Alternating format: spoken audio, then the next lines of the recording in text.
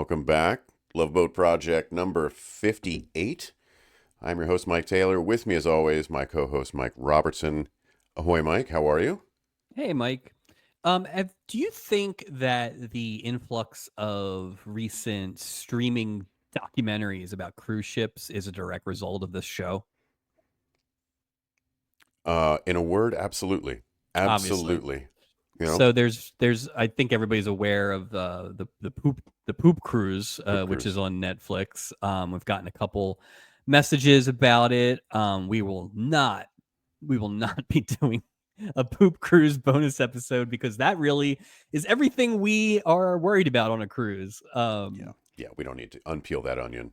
And then there's another one about a girl who goes missing off of a cruise ship, which is a more serious true crime thing. And the one interesting thing in that documentary that I did watch was that someone at one point just mentions that it's just absolute lawlessness on a cruise and there's no safety regulations and everything. And I'm like, yeah, okay, well, that makes sense then. So we were all worried about Robert Reed firing off the skeet shooting, at his Do ex-wife, it. but that sounds Do like it. that was the tip of the iceberg Well, compared and to what's really going on. the guy that smuggled a gun on, go ahead That's and shoot true. that guy. You'll be That's fine. You're true. international Yeah. waters. Yeah. International waters. So I know we've always said that our last episode, if we get that far, will be on a cruise, but I'm starting to think it will be on a dry dock boat like the Mushaloo or something. So Oh, was it the what's the USS one they just America? moved down? Yeah, I was gonna say the one they just moved down to. It's like a barrier reef now. Something. So Yeah, at best we're gonna have a fake set just like the Love Boat that looks like we're on a cruise. No wind, no yeah, laws, just one final that's episode. true. You know, Yeah, but no, intestinal distress. no, So no, no, no, no, no, no chicken a la king for me, no. please. What a horrible Oh, last episode that would be if we just got violently ill. violently. Oh, Tune in and for our just as next like an project from the hospital. oh, Yeah. oh, geez, yeah, no, that would be the dysentery files. That's our new. Yeah, that would be unfortunate. That would be Oh, unfortunate. it would be bad. Uh, but we're not here to talk about dysentery and such things like that. We're here to talk about No, The Love Boat, not yet. Season 3, Episode 8, Play by Play, Cindy, and What's a Brother For? It's almost like it's just a generic episode. Nothing special about it. Cut and No, I dry. mean from Just a those titles, I was regular. right. The titles, I was a little like Cindy. That's kind of like well, the one name titles. We had Rocky, Uh, but that clearly was a playoff of the movie, and I was just like, okay, well, I wonder what that's about. But I'm sure that the yeah. synopsis will give me a detailed expectation of what to Well, to know they we're going always with. let you know what we're getting in for. You know what I At mean? the very least, At the they give us like least. Prepare yourself for, right, ribaldry, disappointment. disappointment. Original air date, October 27th, 1979, at our warm and familiar time slot of 9 p.m. to 10 p.m. ABC lead-in this week is 8:30 to 9, Detective School. Seems to be a pretty stable place for Detective School. It's been there for a bit. After, For what's up? if I remember correctly from when I did a little bit of a lookup, Mhm. I was gonna say if I remember correctly from when I did a lookup, I think it's like another month. I don't think it makes it past Really? Thanksgiving though. It's got a great, I mean, the Love Boat being after, Yeah, it's got to be so a don't get nice buffer. Don't get used to it, huh? yeah, but I don't know that. I was gonna say I don't know that a behind you helps, right? Like especially because it's going against Chips. My guess is Chips is eating up the 8 o'clock shows like Love Boat's eating up the 9 o'clock shows. I think it also goes back to that thing in 79 where you didn't have remote control. And we talked about this before where, families were ABC families or NBC families. I just bet that Yeah. back then you had a lot more people who would stay with a specific network over the course of an evening. So what are Not you gonna get up? CBS, but because nobody wants to get up. So I'm Yeah, just wondering, like, what are the numbers you get just from laziness that tune into Detective School so they don't have to change the channel at 9 o'clock? I'm betting on a few of those. that's true. Like I was watching Keith Jackson do Texas, Oklahoma at noon, and I just left ABC on the entire day and night. That's it. So As soon as they lowered the flag at midnight, that's when I turn on the TV on ABC and I Oh, just let it no. go. Do your best, ABC. I'm here Uh, regardless. Irregardless, it doesn't matter. And if you are leaving your TV on after Love Boat, then you get to watch a interesting episode of Fantasy Island.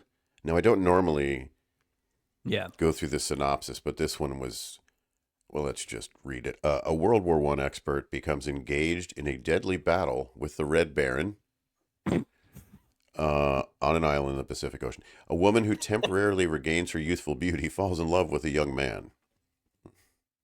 So who gets the worst? Who gets the worst end of that stick? The other people on the island who are getting attacked by the Red Baron, Trying to dodge bullet fire from a right? biplane. Or the young man who thinks he's got this young lady, and all of a sudden it's like the lady from the Don Amici sketch a couple weeks ago. Like, so. Well, and then they say she temporarily regains her youthful. Imagine if it's just for like 8 minutes. Come with me, and she's back. Like it's a very short window. It's 7 minutes in heaven, but she only made it to 4. On this special episode of Half-Ass Fantasy Island. I do think one of these. I'm 99% sure, because whenever I look at the main crew of the Love Boat credits to see if there's anything we can maybe do a bonus for, or Yeah. keep an eye on, I think some of them have appeared as quote unquote their characters on Fantasy Island. I'm not sure if that's the case, or they don't. But anyway, I think we might have an opportunity to jump onto Fantasy Island at some point here, just to take a look and see what the hell's going on. Look, So I hadn't thought of it till you just said this, but imagine a Dr. Bricker cameo on Fantasy Island. yeah, I'd watch that just for the 10 minutes of Bricker, just to see some sort of crossover with the cast. I do know there's a Charlie's Angels that is a legit crossover, like with the Love Boat. Yeah, so we may have to find that one, and I think it's in 1979. So it may be in bounds. I know we're probably going to talk about Lifeguard. So, but after that, I think we can get into that. So, what is Bricker takes out Bosley and he becomes the hello ladies. Hey, aren't you the cruise ship Casanova? Aren't you Stubby Winner? just firing out one-liners about alimony and multiple marriages. Yeah, that's what the case is. They're trying to track down Doc's ex-wives. So. Oh, I'd watch. Yeah, that. I think we need to use the bonus episodes as an excuse to see some of these shows. So that might be a good way to get us into Charlie's Angels. So if we're lucky. Yeah, or we'll get the third, like the last season of Charlie's Angels cast, probably. Or we'll watch it and long gone. We'll watch it and go, yeah, we don't. This isn't going to work for anyone. I don't even want to talk about this. This isn't going to work, and we did American Girls. Yeah. The bar could not. It's impossible to, limbo beneath the bar that we set with American Girls. Good luck. Good luck, other shows. 9 o'clock on, let's go with CBS first. 9 to 10. Now, when we left you last, the CBS Saturday night lineup was a hot mess. In shambles. In shambles. And this is the network that had the Carol Burnett show. They had the Jeffersons. Like, they had the Saturday night movie. Yeah. I don't know what happened. That is funny. When we first started, Carol Burnett was the 9 o'clock anchor, I believe. That's crazy to think about, how quickly things turn. Well, how quickly things do turn, Mike, because tonight, 9 to 10 o'clock is what? Big Seamus, Little Seamus. Is this the third episode? No, there's only 2. If you've seen one, this is the other one. That's it. Don't know which one. I have to imagine it's got to be the first one. You're not going to go 1, 2, and then go 2 again. Like, let's give the audience another try. What if it really caught on? What if it really caught on and then picked back up? They were like from the grave. From the grave. Or if they edit Little Seamus out. So now it's like a 23-minute show with just Big Seamus. I almost wonder now that they brought it quote unquote back for the one episode. I almost wonder we may have to find it. I mean, I feel like they're sort of telling, like, please, somebody watch this show. Yeah, we're gonna triple the Please. viewership. So. Yeah. And it's an hour-long show. No, it was American an Girls hour. felt like No, I that's. I felt mean, like it went. 3 hours, but Yeah, well, a lot happened. So. it's just Here's the thing: Dennehy is mm, 50 times better than anything that was on American absolutely. Girls. But I am curious to see. There's no way. This is a bold statement. There's Oh no boy. way it's as bad as American Girls. It can't be. So for it to get canceled after 2 episodes, my thought is maybe the Atlantic City Mafia stepped in. It's hitting too close to home. Yeah. Because we got much like Big Seamus, Little Seamus, the New Jersey crime mob was run by Big Tony and Little Tony. And they did not want the comparisons. And automatically I just think of the Smokey and the Bandit, the brothers, the Coors Light Paul brothers. Like, Williams. that's Yeah. what it would look like.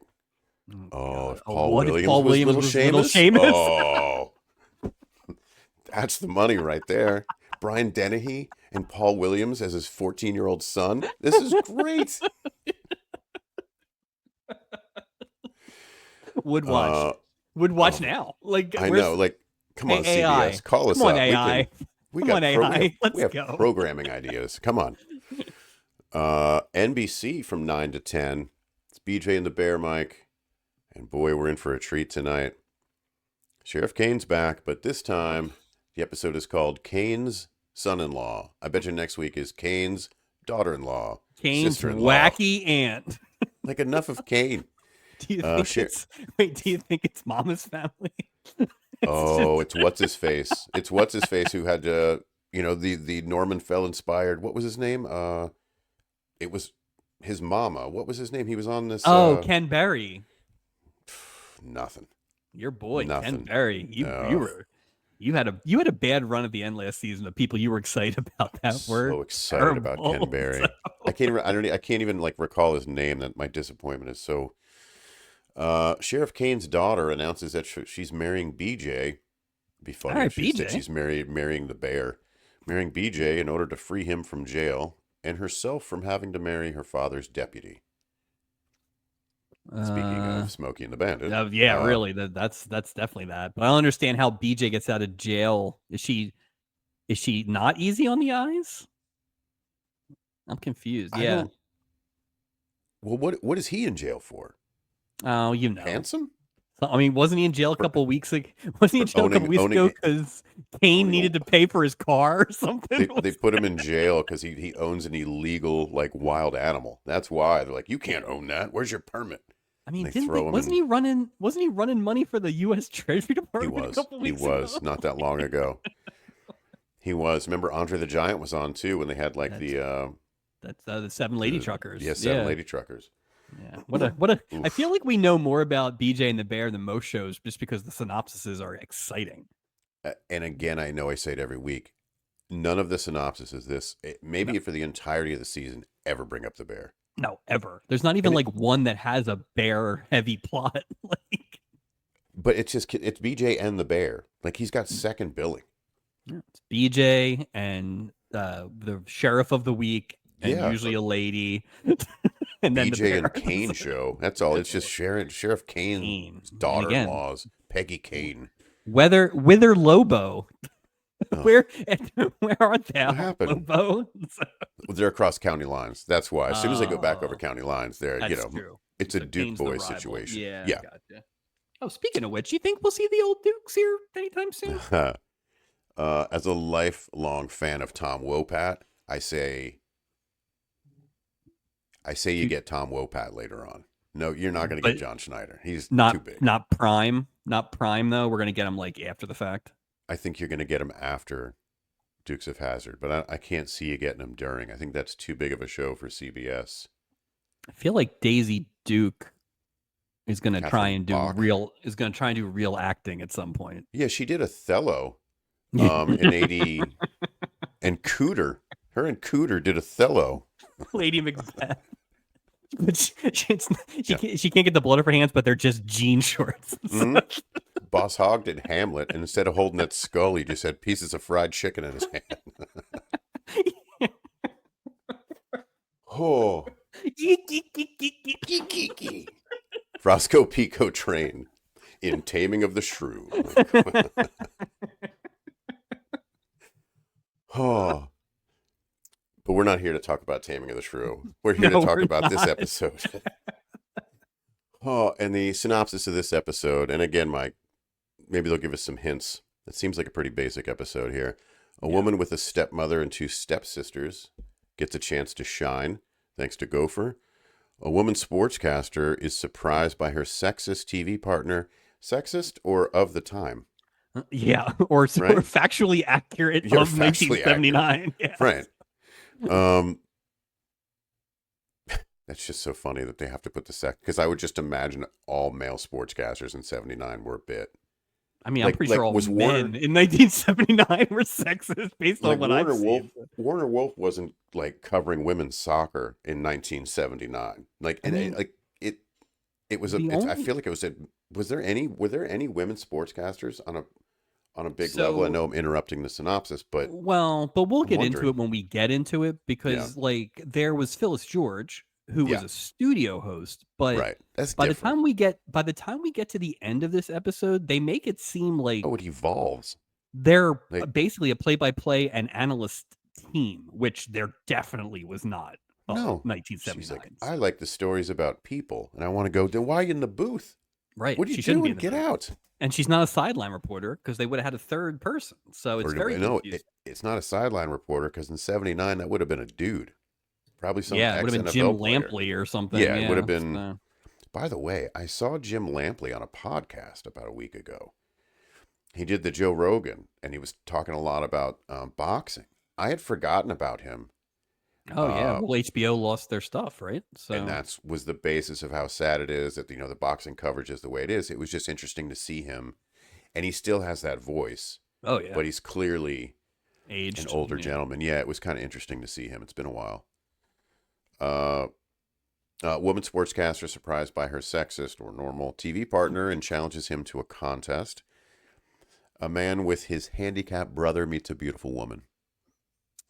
So it It's like sounds like a regular. pretty yeah, it sounds like a regular episode. So imagine our surprise as we get into watching the episode that it's a Halloween episode. What? How? Yeah, which is outrageous because just a little peek behind the curtain. We try to watch the next episode, and that's really it. We don't want to get too far ahead. We obviously can be spoiled in some way, but we try to watch these as fresh as possible. So when we read the synopsis, that kind of drives where we're going with guests and prep and stuff like that. And we would have had a Halloween episode if we had known it was Halloween. We have people who love Halloween. But sorry, IMDb screwed us there. So And I had my egg costume all ready to go. Who knew? What a small world. it was the only one left. The only in one closet. left. Guest stars this week. We are not going to go in alphabetical order because I good. want to talk about Frank Sinatra Jr. first. Ooh. Frank Sinatra Jr. as Preston Maddox. First of all, his only appearance in Love Boat. Oh yeah.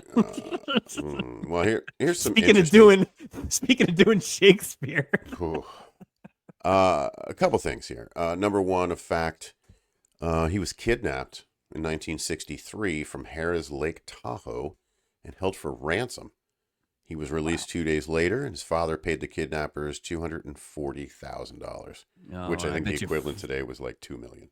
And I bet you Frank got that back like a week later. Oh, he got something. He got some sort of payback for that. Yeah.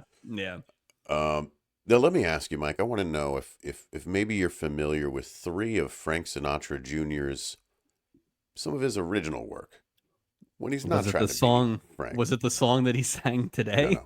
No, I was not familiar with that. Like 2 lines that they joined in progress. Now I am. That's all I know. So Frank Sinatra with hits like these, Mike. Spice. Believe in Me. Nothing. It doesn't spark any memory to me either. What were you thinking? You know those classics, like Not Mac Tonight. You know those? Spice. Spice sounds like there's like a lot of preamble, and then the hook is like Spice. Oh, I like that lady's got it. She's like oregano. Fancy pearl spice. Yeah, I like it. Hit him in the face with it. Um, Patrick Wayne, the son of John Wayne, is Matt Man, Benton. a We will. Nepo episode. Nepo-sode. So, Uh, Interesting. This guy, we're gonna see him 4 more times. wow. Episode 4, or I'm sorry, season 4, 6, 8, and 9. So And I will fun. say Yeah. this, much better. That is an interesting part, I will say.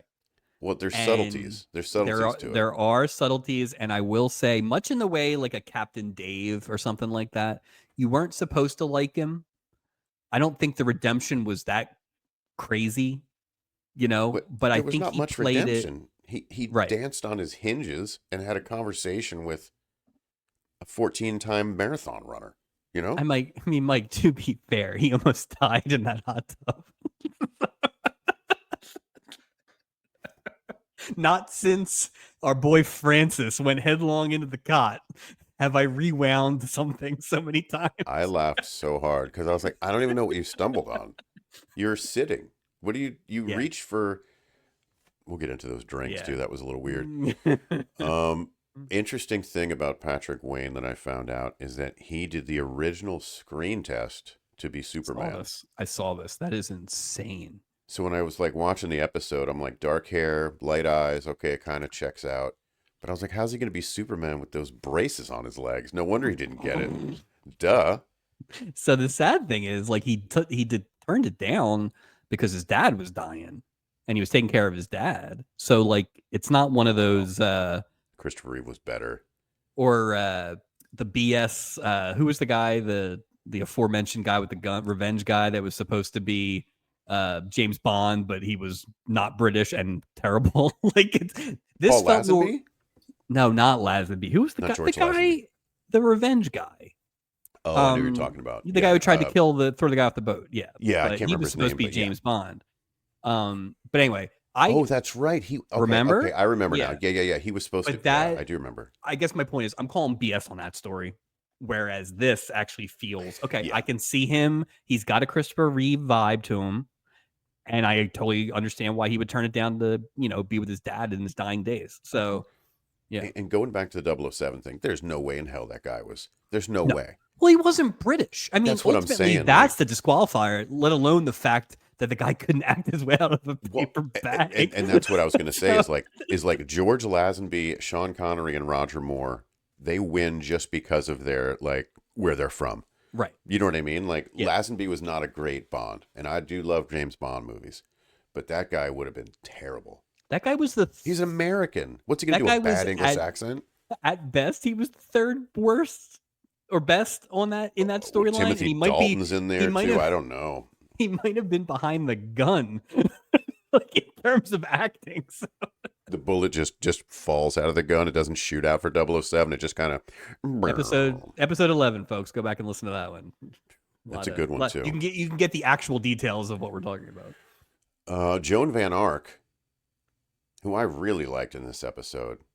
Against type, from what I always knew her from. Yeah, I really liked her in this episode. We'll see her 3 more times, Mike. Good. Season 4, 5, and 8. 13 seasons of Falcon Crest, which again is a Dallas spinoff. Oh, she was Falcon Crest, not Forever. Knots Landing. I get it all. Is this our first confused. Falcon Crest then? No, I think there was another. But most of our people have been Knots Landing. Most of the people have been Knots Yeah. Landing, right? I think Falcon Crest is sort of a newer thing as well. So we'll have, because we haven't had You'll much. get some Lorenzo Lamas on there, I bet. Oh, I know for a fact he's on there at some point. Yeah. We haven't had much Dallas yet, which again, to your point about the CBS thing, as we go on here, I think initially we thought they would lean towards ABC stuff, but it wasn't exclusive. Like Sherman Hemsley was on a very early episode. right. But I do wonder here, that's something we need to keep an eye on, because it's weird that Dallas is a mega hit, right? And we have had nobody or one person at most. So I think you got to have Hagman on. Hagman's too big. I feel like Hagman's too big. What, Bobby? Maybe Bobby, I feel like that top Bobby, layer of people is too big, but like whoever shot JR or the dad. Yeah. like, right. or It's that got to be a guy, lower. the weird brother, like not Bobby Ewing, but the other guy, like so. Yeah, I mean that was a big show too. That was big Friday. Never big. That was big Friday nights. Um, Dallas was I huge, won't man.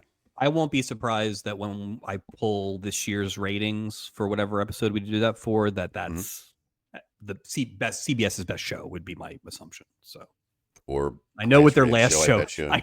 I know what their last rated show is. So. I wonder what's. I wonder if CBS's highest show is 60 Minutes and or football because sports were Then so big. Murder, She Wrote. Oh, Jessica. Who else is on here? Oh yeah, Joan Van Ark. She is a long distance runner. I kind of said this before. She's participated. Sorry, in 14 marathons. Wow, Yeah, that is that's a few more than me. yeah, one more than me. Lucky 13. I'll catch you, Joan. Yeah, one day, Joan. JVA, Jovi. Uh, Carolyn Jones is Margaret Jerome. Uh, this is her only appearance on the boat. She made her TV debut, I'm so glad I get to say this, on the Schlitz Playhouse of Stars in 1951. Oh, there's your next project. Yeah, Schlitz Playhouse of Stars. This was a show on NBC and aired live at 9 p.m. And it was sort of a variety Yeah, sort of program. But the like everything Schlitz was. Playhouse of Stars is Oh, great. Nothing welcome says back, Wisconsin. Schlitz Playhouse of Yeah. Stars Good project. morning, Sheboygan. Jeez, let's go. Tom Halleck is Tom Benton, only appearance. He starred as Brad Elliott for over 1,200 episodes of The Young and Restless on CBS, and the first host of Entertainment Tonight. I didn't know him, which makes sense that he I was a didn't know him soap either. opera guy, and especially a CBS soap opera guy, because I don't think that was what my family watched. No, But I thought he was really good. I mean, it wasn't like blow it off the screen, but he felt no, like he the was good fine. version of a lot of those like he could have been Clark Tyler. He could have been Yeah, just those kind of like middle age, dark hair guy that's kind of just moving plot. it's Like like he fits in that slot, right? He's yeah, not like the leader, the leading man sort of thing, right. but I think he plays that, like you said, that great mid character. Like he could have been in 9 Love Boat episodes, and I wouldn't have been Oh, he's surprised, perfect right? player. So yeah, Well, he yeah. could have been, in that high school reunion as one of the kids, Oh my God, he absolutely. I mean, he right in was a there. lot younger looking than your boy Gilligan. So. Wow, Christopher George is no no spring chicken either. That's true. Speaking of, Christopher George is back as Bud Yes. Pomeroy, third and final appearance on the Love Boat. I'm sad about that. Yeah, I I am really sad have come to too. love Christopher George. He probably more than anyone I can think of at the top of my head was a guy that I know you knew him from Rat Patrol, but like I Yeah. didn't even know that. So like I really had no experience with him. And I would say for a guy I didn't know anything about that's been on like multiple episodes, I've probably enjoyed him as much as anyone. Oh, he's great. Yeah, and he's kind of ridiculous in a way in his characters and stuff, but I just really enjoyed him. I'm a little disappointed he's not going to be on more. I know he dies a little early, little prematurely in life, which is sad. But Yeah, that sucks you that he's can not going to be on hear the anymore. smoking in his voice, sir. I Yeah, mean, you can hear yeah, it. It's yeah. That Bud Pomeroy was not a teetotaler in the booth. Well, he I wasn't tell a you, teetotaler in this episode. Bud Pomeroy is never running more than an eighth of a mile. There's zero chance he's run like. Yeah. And I bet you in between takes, Christopher George was just getting like 2 darts in. Oh, how Yo, long you do know I what he is? have? He was grabbing the cigarettes that the French guy left under the table last Anywhere he week. could find them. I They're bet just you when taped like gum underneath. I bet you when they called cut on the set here, it just looked like a smoke signal leaving Oh that my fake God. ship. It must have Yeah. been Yeah. um good for him, but we'll miss him. Yes. Another real life couple on the boat. His wife, Linda Day George. We know her as her second appearance. We've known her from season 1 as Laura Wakefield. Parents Know Best, Selfless Love, The Nubile Nurse. We'll see her again in season 5. I thought she was great. Yeah, and they gave her a lot more to do than the Leslie Nielsen She had a lot more to do. bit. No, I thought she was pretty good too. And those guys are probably in the upper echelon of real life couples that we've seen actually Yeah. having chemistry, because sometimes that is death. Yeah, it is 100%. And finally, we have Melissa Sue Anderson as Cindy Jerome. Chubbs. Yeah, Jennifer Chubb Smith. We'll see her 2 more times, season 4 and in a season 9 two-parter. Don't know if Oh, it's the great. last one, but now they're starting to stack up to the No, last episode. season 10 Season is the 10. last one. So yeah, season 9 is the weird. I think that's when the dancers come on and they bring Julie back. And I get the In the feeling middle of the dance, they surprise. They just spring her. I They just get like the shoot her out of a cannon. I get the feeling that season 9 is actually going to be the really bad season. Oh, And then season 9 is going to 10 be a shit show. and then 10 they come back with those like 2-hour movies, which will be close to done, but also they'll be ridiculous. Well, plus You they're probably know, going to bring back a bunch of like familiar faces, I mean, and I based on wonder that if last episode we've talked about, I feel like every 2 weeks we have another person we're adding to that episode. I So think Ralph Malph comes back too in that same not character. Remember, not what's his name? Oh, you're right. they bring him Oh back. God. I What if can't remember. what if Julie Him finds and him and Julie, he's fishing off of Chenault's deck. and he tells her, "Oh, I just got married yesterday." Yep. you're just hours too late, Julie. Stay out of Alaska, Julie. Stay out of Alaska. And Julie just jumps off the dock. I'm done. That's how they write her off. That's enough You know, of this. Julie chose the sea. All right, let's. Sorry, Julie. Let's get on the boat. Well, It's hold on already out before of we get on the control. boat. Yeah. I just want to mark this. And I Yes, don't sir. know if this is the case, but this is possibly the last credits that we see with just 5 crew members. I don't know if Vicky will be in the credits next week or if they'll wait. You know, it's kind of like a surprise that she's on and on. But we're coming to the end of our 5, our Iron 5 here. Yeah, this is a version 1.1 Yeah. coming up. Maybe. And I think We don't know how soon. I mean, at some point she's going to be on. We don't know if it's next week or not, but I'm excited to once we wrap here to start working on that because I am very excited to see Well, how that happens. I do have a little preview of next Oh. episode coming up, so maybe it'll give you a couple clues on that. Anything else to go over before we hop on this non-holiday cruise? No, just again, pretty mad that we didn't know it was Halloween. So now we will So mad about it. So now we have to we're gonna over plan the holiday episodes and just there'll be nothing like It's Christmas. gonna be in 3D. Yeah, we're just gonna do 2 Christmas episodes this year, probably. So The thing is, it's the worst thing because we've talked before. We both enjoy holiday episodes of TV shows. it's a layup. It's a It's layup so when you're writing. easy. They are writing 25 episodes. Each of them have at least 3 stories. You're putting out 80 storylines in a season. Why would you not Like take the just layup? one. It makes sense, but now we have to assume. Come on, IMDb writers. I don't know who you are, but you let us down. I just worry that the Christmas episode's like going to be like Steubing still can't count to what? 6. What number can he? He still can't 6. count to 6. And the kids are like older, and he's like, I forgot again. Oh, Tony. That's how this show ends. Tony comes back and murders Steubing. He brings back that garbage thing out of his office. I wanted a toy, and you brought this. He beats him with it. He just pummels him with it. He pistol whips him. We'll see. Tony grew up to be a very angry young man and mad at the sea. Oh my! But there's Oh, no boy. laws. There's no laws on cruises, so he walked away scot free. Pepito put him up to it too. So just so we know. All right, let's get on the boat. Hey, Mike, it's the season 3 Halloween cruise. Woohoo! Okay, I want to be excited, but they didn't let us be excited. Well, how do we know it's the cruise, Mike? Is it the Halloween cruise banner in the orange and black streamers? I mean, it's better than the easel that they used to drag out. Oh, that'll be back later for the ball. Please, they drag that thing out. And I'm going to try to stop saying Thank That's you. good. It's That's a something very I'm working on. broadcaster. Thank you. Did you Trying. notice at the very beginning, I think the credits are still rolling. They do a very long tracking shot of a guy in uniform walking down the steps. And he's nobody. He walks off. But it was like they focused. Who's that? He's nobody. He That's literally what I'm walked saying, all is the like- way down the steps and walked off. And I was like, he caught my eye in the second rewatch. And I'm like, well, that's not anybody I know. And that was it. So it almost felt like were they having contests where you could be on the Love Boat or something? Because otherwise they don't put that much effort into that job. Yeah, So yeah. How do you look in a captain's uniform? You know, they got a whole bunch of them walking down there. Which one looks best? There were Yeah. 16. That's the one they Mm-hmm. just stock.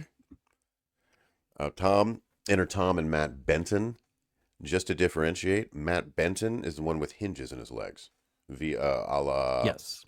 Forrest Gump kind of thing, and crutches. And boy, are these guys impressed with the cruise ship. They're just, whoa, Yeah. whoa. Not since We the Pizza Bet boys have people been so blown away by the lobby of the ship. So hashtag enamored. yeah. We immediately get the quote, "Let me make fun of myself to make everyone feel better" humor from Matt. Dr. Archer. Here we Paging go. Dr. Archer. He says, if things get dull, I can always go tightrope walking. And then I was thinking, where did you get tightrope from? Like, it's a Halloween. Isn't there a better? I I think could the other walk thing on is on too, a witch's broom. I don't know. like, I think the other thing too is in real life, Yeah. like you're not going to do that with your brother, right? Like those No. self-defense mechanisms are among strangers or like casuals.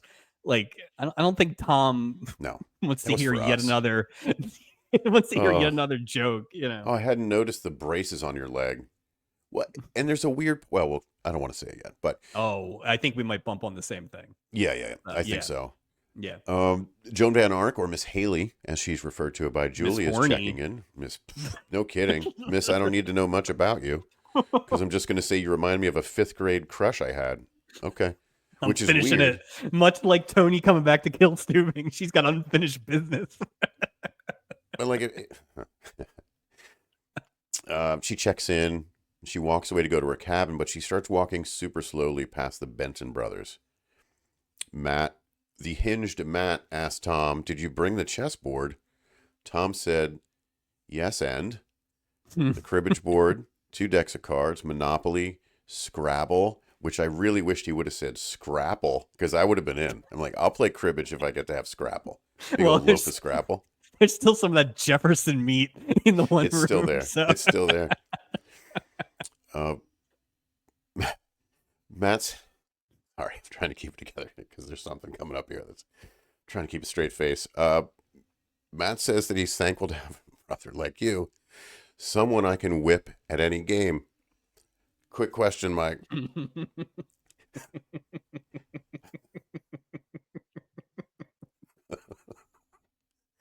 Is kickball a game? That's all I want to know. Is kickball a game? He said any. Just saying. How many of those games in the hat that they pick out the weightlifting later? Wait, like what if like tag? Like all these what are we doing? Or that run around the boat. Let Matt do 5 miles around the boat. He's still there in 2020. He's still trying to complete the 27 laps. Moving on. Oh. Do you think either of the 2 decks of cards that Tom brought were how to cheat your friends at cards? No, I think Matt had the cards custom made, and it's pictures of him struggling to ambulate on each card, just to remind Tom. Yeah. Ultimately, Matt's a real piece of crap, by the way. I don't know how Matt got hurt, but my guess is it was a guilt trip. So because he is efficient in his guilt tripping. What did Tom accidentally shove him down several flights of stairs? Like what is the guilt? It should have been me. Is this a car? They never explained it. Oh, well, that is there's a scene, we'll get to it, but there's a scene where it's been a long time since they left out like just like a this huge show detail. hates explaining why people are infirmed. Well, isn't the logical question, we see this and he says he feels guilty, do we go, well, what happened? Right. It's the same. The only question. It's the damn tennis wheelchair. It is. From episode 4, God. all those years ago. What was the injury? That's right. We still don't know. We still don't know. Oh, it was clearly significant, as we see here. Imagine if it was the same thing. They were playing mixed doubles and they ran into each other at Wimbledon. Yeah. Where's Bill Bixby when we need it? We need someone to write this whole thing up. Come on, Bill. Wheel yourself around. You'll be able to catch up with Matt, though. So. I don't know. Bill Bixby's pretty shitty with that wheelchair. Yeah, he's pretty bad. Remember? I don't know how to work this thing. Miss Haley, Chris is her first name. She's listening to Matt and Tom's conversation. She says, "Some cutie." Yeah. Mm. And She you know walks if you, by like it's one of those like that's delicious bass. Like it was I was just just thinking that, like, oh, that's a great Bama. Like, yeah, like, but not, like right on the boat. She hasn't even yeah. stepped foot on the stair. She hasn't made it to her cabin, and she's already like, "Let me chum these Yeah. waters." Like, good lord, I think old Chris Haley might be an horn early dog of the candidate for year. Horn Dog of the Year. I mean, Jeez. she only got to one person, but that's not an excluding, factor. So And bingo is a code word. She didn't want to play bingo with Tom. You know what that was about. So she says, "Some cutie." And you know, if you say that, oh, here comes Doc. He says, "Well, thank you." He just kind of slides in. And Miss yeah, Haley just kind of the bricker signal awkward. went out. So The breaker signal did not go well because she awkwardly walks away. Uh, Entered Linda Day George. She approaches Julie when Doc intercepts her, tells Julie that he'll take care of Miss Rossmore, says he's a big football fan. Julie asks if she's the new Rams quarterback. well, Mike. Ram quarterback, which Ram. bothered me. I don't know why she didn't say I Rams. wrote So, Ram, but I said Rams. Yeah, it bothered me. man, Mike, tough break for Vince Ferragamo. uh, do you know who was the Vince Ferragamo was the backup quarterback Pat Hayden, For the Ram, Pat Hayden. right? Because they made the And Super I Bowl this year, right? yeah. Hmm. Yeah, And I remember him from Notre Dame games, being in yeah, the booth, and yeah. old CBS NFL. I only know that because growing up, when you would watch the Super Bowl film marathon or something Yeah, like that, and it would be the the the year they lost the Steelers, it would be that was always the quarterback pairing. So interesting. Well, it turns out she's a sportscaster. Her name is Peggy Rossmore. Doc asked her where she got her start in broadcasting. This is Mike. This is where I started to get a little irritated. Peggy says she got her broadcasting start by winning a national beauty contest, to which I started smashing my headphones because I could never win a national beauty contest. That's what's held me back from broadcasting. It's my lack of national beauty. Damn it. yeah, Like it's I not I mean went that's to pretty broadcasting much I school. It was a think the dream. Phyllis George. Yeah, Yeah. I'm pretty sure it's the Phyllis George like arc, so that at No, least makes no. sense. Is But there any relation? We're using the last name George a bunch. Is there any relation with Phyllis George and Christopher George? oh, I don't think so. I mean, we're No. assuming any of these people's actual name is George Oh, too, right? that's true. It's So got to be some crazy. Doc says I was going to try that, but couldn't find a bikini in my size. Great work, Doc. Great work. Peggy's face changes as we see Steubing.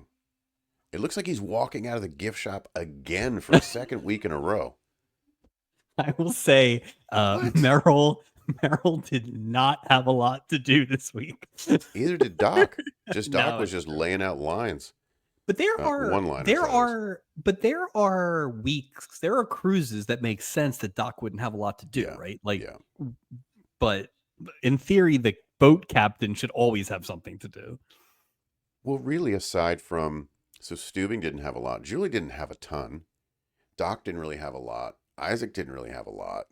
It was really a gopher Yeah, as and far as crew episode. Gopher's work was selfish work. Right. So Exactly. yeah. But Steubing says, of course. He kind of comes in on a conversation he's having. He says, of course I catch you on television when I'm in Port Bud. I don't believe that. Number one, he's not watching Well, I football. guess the problem is, and again, we will analyze what these guys' actual job is in football Yeah. broadcasting, but if it's a football centric thing, Steubing should not really be around for a lot of Sunday football, right? I mean, they're always sailing then. He is not a football fan. Anybody who's that enamored with the ballet and Oh, the that's singing and a that's busybody, ridiculous. You I can don't, be both. That's ridiculous. no, you can be, but I'm telling you, Steubing is not that guy. I would love to hear him talk He about, likes baseball. oh, baseball's different. I think baseball's more of a traditional type of thing. I think Steubing with him is like, oh, who is the starting pitcher for the 49ers? I don't see him Oh, as wow. I see him as Well, a baseball fan, but not a football fan. I'll tell you what, we are going to Hmm. find out the answer to that this season because this is the first of at least three football-y type plots that we have this season. So we're going to find out. And I think this is probably a Monday Night Football influence for ABC, but we Oh, yeah, yeah, yeah. definitely we have Rosie Greer at some point, and then in a few weeks, our actual football opener episode in a couple weeks will be football laden as well. Excellent. So we'll find out. We'll find out if Stubing is. Just my gut. He just doesn't seem like a football guy to me.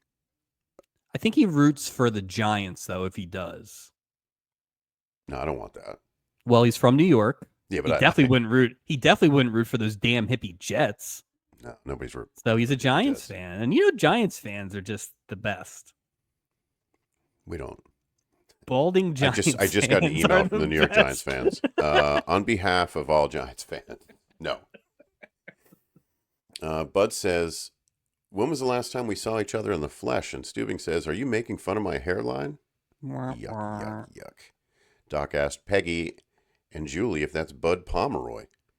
Julie says that's Great the one name. sportscaster she's heard of. You know why she's heard of him. She is right in Julie's demo. Older Yeah, I gentleman, mean, yeah, perfect. you're right. Like Julie ends up going fishing off a different pier this week than I expected, but yeah, Bud Pomeroy is more in the That's vein of the Julie wheelhouse. interests. So yeah, Stubing approaches Doc and Julie with Bud and introduces him. Before this, I'm sorry, Peggy's not a fan and makes her exit. Bud notices Peggy and says, "How gruesomely appropriate. On a Halloween cruise, I get my own personal witch." yep. And Good for that's when you, I Bud. really was like, son of a bitch. Because I think I kind of the first time I was like not totally paying attention to the decor. Yeah. And that's when I really was like, what? Well, Trying the to writers book are our like, Halloween guests real fast. Like, throw Halloween in one of the first lines just to yeah, really let's yeah, establish it. that'll show those Love Boat Yeah. Project people If they with don't their notice the with orange and black streamers, yeah. yeah. But it was a Flyers thing. That'll No. show them with their Oh, let's jokes. go. Let's go. We get our goalie back, right? Stop. Let's Move on. go. Move on. All So, right. We see Isaac yelling as he approaches a passenger. "Hey, it's Preston Maddox, Mike." oh, you mean the Prince of Pop? Yeah, Prince of Pop, not the. Why can't we get Deacon Dark? We can get the Prince of Pop. I thought it was going Uh, to be Rex Manning. or Chest Rockwell or some This is ridiculous. why I have my P, not only for Bud Pomeroy, but for the Prince of Pop, Oh, I Preston. like that. P Yeah. squared tells Gopher that he can't believe that the Prince of Pop is playing the Acapulco Lounge. And I wrote, "Is this the guy that called in sick a few weeks ago?" Danny Dart, not Danny Dart. God damn it. Danny Dinslow. Yeah, is this a pen name for Danny Dinslow or Dinsmore? Three women are clearly annoyed that they aren't being helped. One of these women, I want to go back. When I looked up IMDb on this, there was a there was a guest star who was listed but did not make the portals. No, that was one of the sisters, wasn't it? The stepsisters? Yeah, I don't know why they listed her. It's Rhonda Bates as Sue Jerome. Yeah.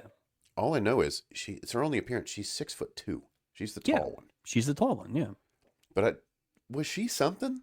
I don't know No, why IMDb I had her don't think listed so. because I didn't think it was a Kearns thing because there wasn't enough really You there. can't go by IMDb in the Nope. same way you go by the portal though, because like if you ever notice towards the end, like there's a lot of people like waiter or passenger. Some of these people I recognize at this point in the Yeah, IMDb listing because they're on so many times. true. That's Couldn't true. pick them out. Could not pick them out in the episode, honestly. No, But no. so Gopher goes to help him, talking about these three ladies that are annoyed, while Isaac shows Preston to his cabin.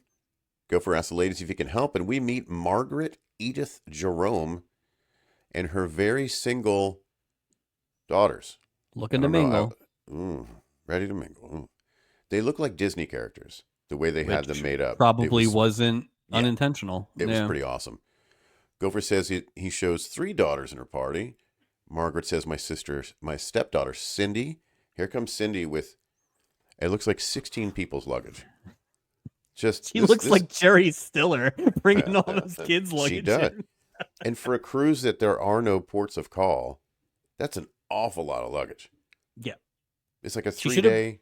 It should have been the.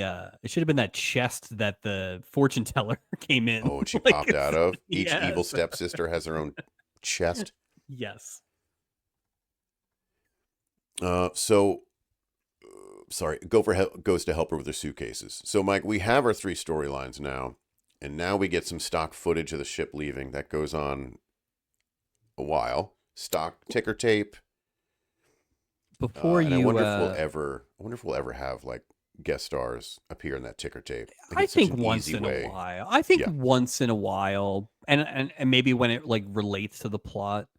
Um, it's not quite a captain's table situation, but it is right. something where it does. You can use it in a positive way. Before we go further, though, I just want to Yeah. mention that when Cindy walks in, she is singing to herself Oh, she's loudly already enough so singing. people can hear. Yeah, well, it's the first time. Yeah, but it's probably the only time we'll hear her sing Witchcraft. She won't do that Not the again. whole song, just like the first couple lines. The And best part.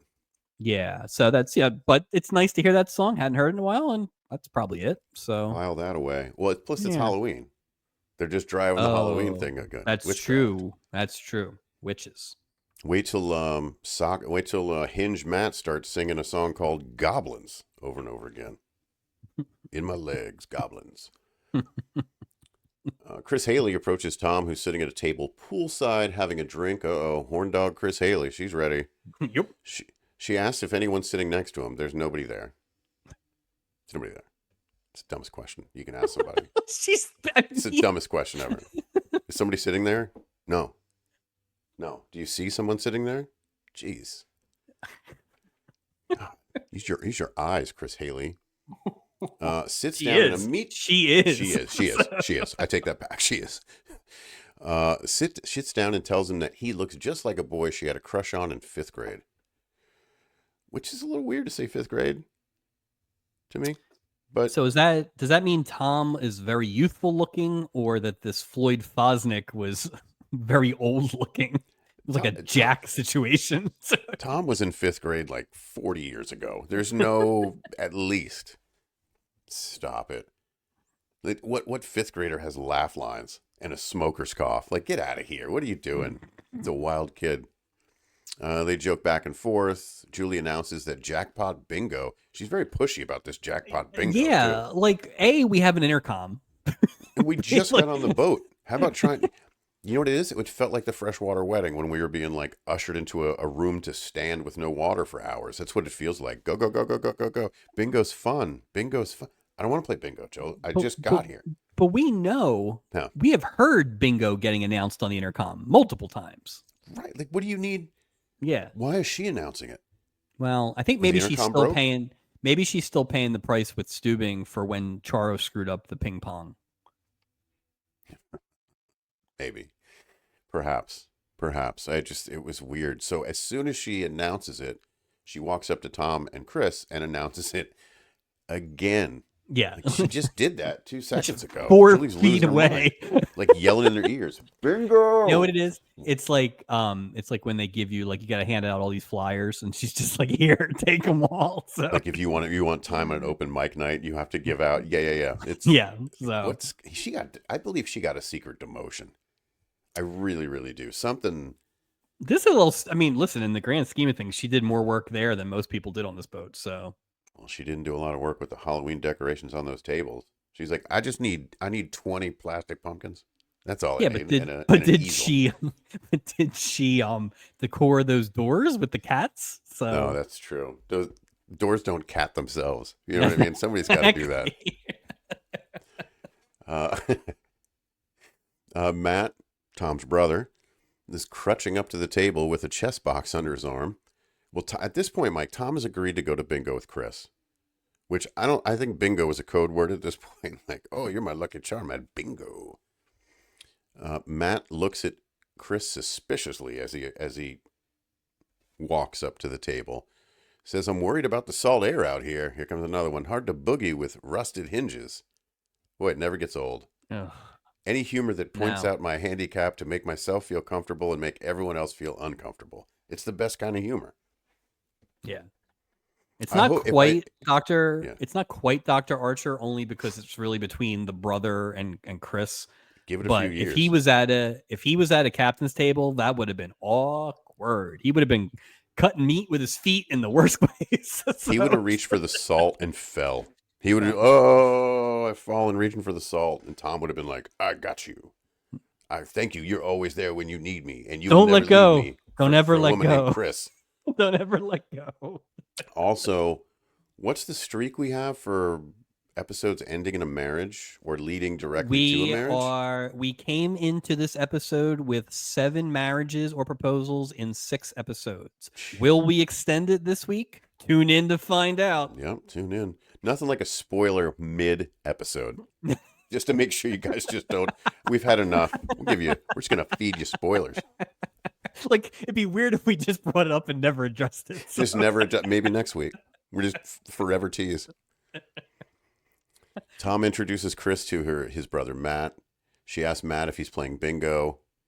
Matt says, and he heard. He Yeah. heard him about the bingo. Can't right now. Got to beat Tom at chess. And I wrote, uh-oh. Yep. Awkward. Matt gets the chessboard out, and Chris makes her exit, leaving Tom. She says, so long, Fazdick, which is not a weird name. That's the guy's name that was in 5th grade. It wasn't like that.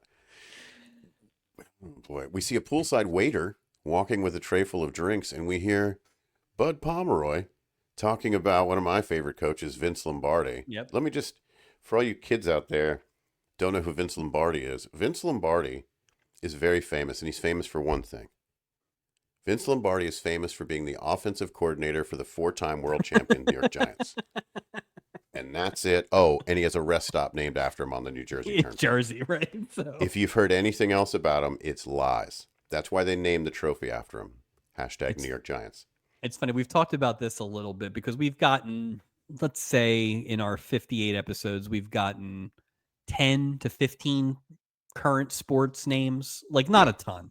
No. So we get a few in this episode because it is sports related, but Lombardi is obviously the coach guy. Like there's no one else you go to. And he died. Yeah, you're right. He's dead at this point too. So did they maybe just name this Super Bowl trophy after him at this point? Maybe. Yeah. Well, that's because interesting. it's weird that they didn't reference. It's weird that they didn't reference like Chuck Noll at that point, like for more current.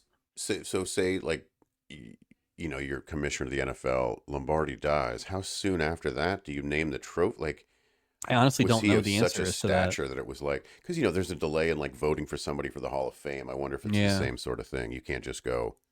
Well, like, no, I feel like that kind of stuff happens pretty immediately as an honor. But yeah, I actually don't know. But yeah, he died early 70s, so he's not a. Before Chuck Noll did his thing. I mean, right now the Steelers have won 3 Super Bowls out of 4, right? So interesting. It's called the Belichick Trophy, right? Ugh. Move on. Here comes Peggy Rossmore, tells Bud not to hold back and give us your opinion. And then I wrote, I wonder if Bud Pomeroy is more like a Colin Cowherd type or more abrasive like a Skip Bayless type. Well, this is where this is. I don't know what they are. Well, that's the thing. This is where we now begin to try and figure out what their actual existence is in football broadcasting, because he was talking like he was a pundit. Right. And to me, until we get about 3/4 of the episode, I assumed that Bud Pomeroy was like the Jimmy the Greek type character. Right. Studio guy. Yeah. And she's like the human interest person, and that there is a Brett Musburger type that actually is the host, and then there's a former football player on the thing, right? So that makes sense to me. Where they land, the math just doesn't add up. Well, and talk the Super Bowl this and that. This doesn't make, you lost us. Neither one of you are play-by-play people. No, that's the thing. It's not just a slam. It's not a slam to her as a, it's neither of them are play-by-play people. They are, and they say they're not. That's the thing. And like, well, how are you guys and they'll say it. You'll see it, but it's just kind of weird. Bud says that if he knew that she'd be on board, he would have read up on something he could have talked about her with like lip gloss Boom. and a bust development exercise. Boom, roasted. Boom. Take that. Doc tells him they are a perfect combination. Bud says, of course they are. Brains and beauty. Peggy says, I hate to illusion you, but you're really not all that beautiful. Boom, Doc, roasted, and I'm she's out. surprised Doc didn't go back to hear more about that bust expansion Yeah, tell me more about this. exercise. Here comes Preston Maddox. Oh, the Prince of Walking Pop? poolside. The Prince of Pop? Prince of Pop. With four ladies. He walks by Margaret Jerome and her two single daughters. Margaret gives him an energetic hello. She tells her daughters that Preston is the catch of a lifetime. Mm. And I try to transcribe everything I see and hear, but I refuse to transcribe these two daughters with these horrible. Yeah. Or what about the Prince of Pop and the Prince of Wales and SeaWorld? Like, no, Yeah. I'm not. No. We're They're skipping over that they are nonsense. It's comedic. literally the Disney cartoon step sisters It's from Cinderella. awful. Like, I It mean, just it's not even they're not even pretending. Like, so no. Like nobody. I said I'm not transcribing that nonsense. That's where that no. was the note. I'm like, it's complete nonsense. Take that, writers. Boom. Shots fired. So Margaret I think says, you're probably gonna go ahead. yeah, go ahead. I just said Margaret tells them both not to think and just do what Mother tells you. Go right ahead. So there were a couple breadcrumbs that they don't like resolve in this. One of them was the one we talked about with the injury to Matt. Yeah. At one point here, Margaret is talking to the daughters and she gets frustrated and she slips from her, dignified Yep. aesthetic to like clearly they're running a scam and she's just this country bumpkin, right? And they pull it away and they never go back to it. No. And it was like, I was like, wow, that is a great little nugget. And they just never did anything with it. Yeah, that is true. That is true. But it was like a good little piece and they just never followed up on it. I actually kind of liked it. Yeah, I did too. So Here comes Cindy with a tray full of drinks. Fingers through my hair. Yeah, no kidding. How come she's not singing in this scene? She should have done it in all of them. Just drive that. I mean, she almost did, She to be almost did, fair. that's true. So. Gopher sees her and asks her if she'd like to go to dinner with him tonight. Oh, it's weird that he'd want to ask his sister out on such a date. I got a little uncomfortable here. Like, it's Chubbs, Gopher. It's your sister. You don't even recognize her. There needs to be a 1-episode break when you much. are that close to a character, especially in relation. Like I couldn't separate it a little bit. You need to give me a Melissa Sue Anderson that has nothing to do with Gopher, and then we can get back to it. Well, thank God he didn't get like handsy with her. Like his character is not like that. That would have been really. Maybe that was them showing restraint. It had to be. It's witchcraft, Mike. It is witchcraft. That's what the name of this this whole episode should have been called. It's witchcraft. Witchcraft. Even, episode 7, witchcraft, or the whole 2 lines is the name of the episode. Oh, just all the lyrics. Lyrics. Margaret calls for Cindy. She wants her drink delivered, Mike, and she wants it now. Yeah. Cindy tells Gopher she has to go. He asks if that's a yes. Margaret's now yelling for her drink. Mm-hmm. Cindy says probably not and walks away. Dinner time, and right back again to Margaret and her daughters at the table, which I thought was a weird sort of cut scene. They usually don't go scene like that back to back. So they notice Preston Maddox dining with one woman instead of the full 4-woman fan club that was with him at the pool. Again, Mike, we know it's Halloween because of the plastic pumpkins on the table, boo Julie. Again, that's for the decorations, not for your, any of the character work. I mean, to be fair, it sounds like the core closet was a little sparse this week anyway, so. Just put out the Mexican Fiesta stuff again. That's your go-to, and just call it Halloween. Mexican Halloween. It's ridiculous. Margaret and Preston wave at each other. The woman Preston is dining with turns around. Oh, snap, it's Julie, and we all know exactly what's going on now. So I guess we have to add musical talent to Julie's list because while she plays the flute. Well, no, because while Preston Maddox has zero comparativeness to Richard Dawson, this is her second musician. So that's on the list. But I was a little surprised. I was not. I Yeah. guess you needed it, but I was like, yeah, Julie. Because here's the thing. Let's get to it. Yeah. This it's 1979. I'm Yeah. pretty sure the actual Prince of Pop at the time is probably like Andy Gibb. And so Like you Donny have this, Osmond or something like that. I mean, but you have this crooner. Dude. Like it's like there's come on now. That there is no way this guy is the Prince of Pop. He could be It's the king of swing or no, he couldn't. He something. could be the king of nothing. This guy Junior, like didn't even have his own gimmick. Like he styled his hair like his dad. He Yeah. tried to dress like his dad. He tried to sing like his dad, and I get it. But I don't understand is who's paying for it, an imitation of the thing that you can't get, but you It's can not book just Junior. It's well, almost like it's the two Gallaghers. That's what it is. it's not just that, but it's like the fact that he legitimately sings 2 lines of a song That's it. in this whole episode. So That's what all you need. we're getting his awesome acting, which is I like, thought, you know, look, if we get a whole song from the Fifth Dimension poolside, I thought for sure we were going to get a full song I by mean, Frank Jr. this is prob this might be one of the least song kind we've ever had. Like Florence Henderson sang more. And Like she wasn't the princess of pop. You'd think if you no, give she somebody was that not. moniker, no. So If you give yeah, someone that moniker, Deacon Dark got 2 songs. 3. Well, yeah, 3. That's 3. That's right. And this, Yeah, this was how do you not? If I'm Frank Jr., and I'm going to go, well, number one, I'm singing a song. I'm going to do number a one. number. I'm singing 2 songs. I'm gonna I'm sing probably 2. demanding. I'm Yeah, going to go 2 numbers. right. I'm good with 1, but I'll ask for 2. And to go, well, FJ Jr., whatever they call him. How about we jump in mid song for 2 lines of a song that no one can identify? No one can identify. So we But don't we're have to gonna pay have anything. Melissa Sue Anderson sing 40 times. And he's like, well, I would really like to do my new single, Spice. I really want to hear Spice. Bonus show. This is where a better Bonus show would just interlay Yeah, Spice. yeah. Just a little snippet of enough Yeah. of the song where we don't get sued. Yeah, 8 seconds. That's all you can play of Spice. So. Margaret tells her daughters to wave at Preston. The way they move is so odd. It is very Disney.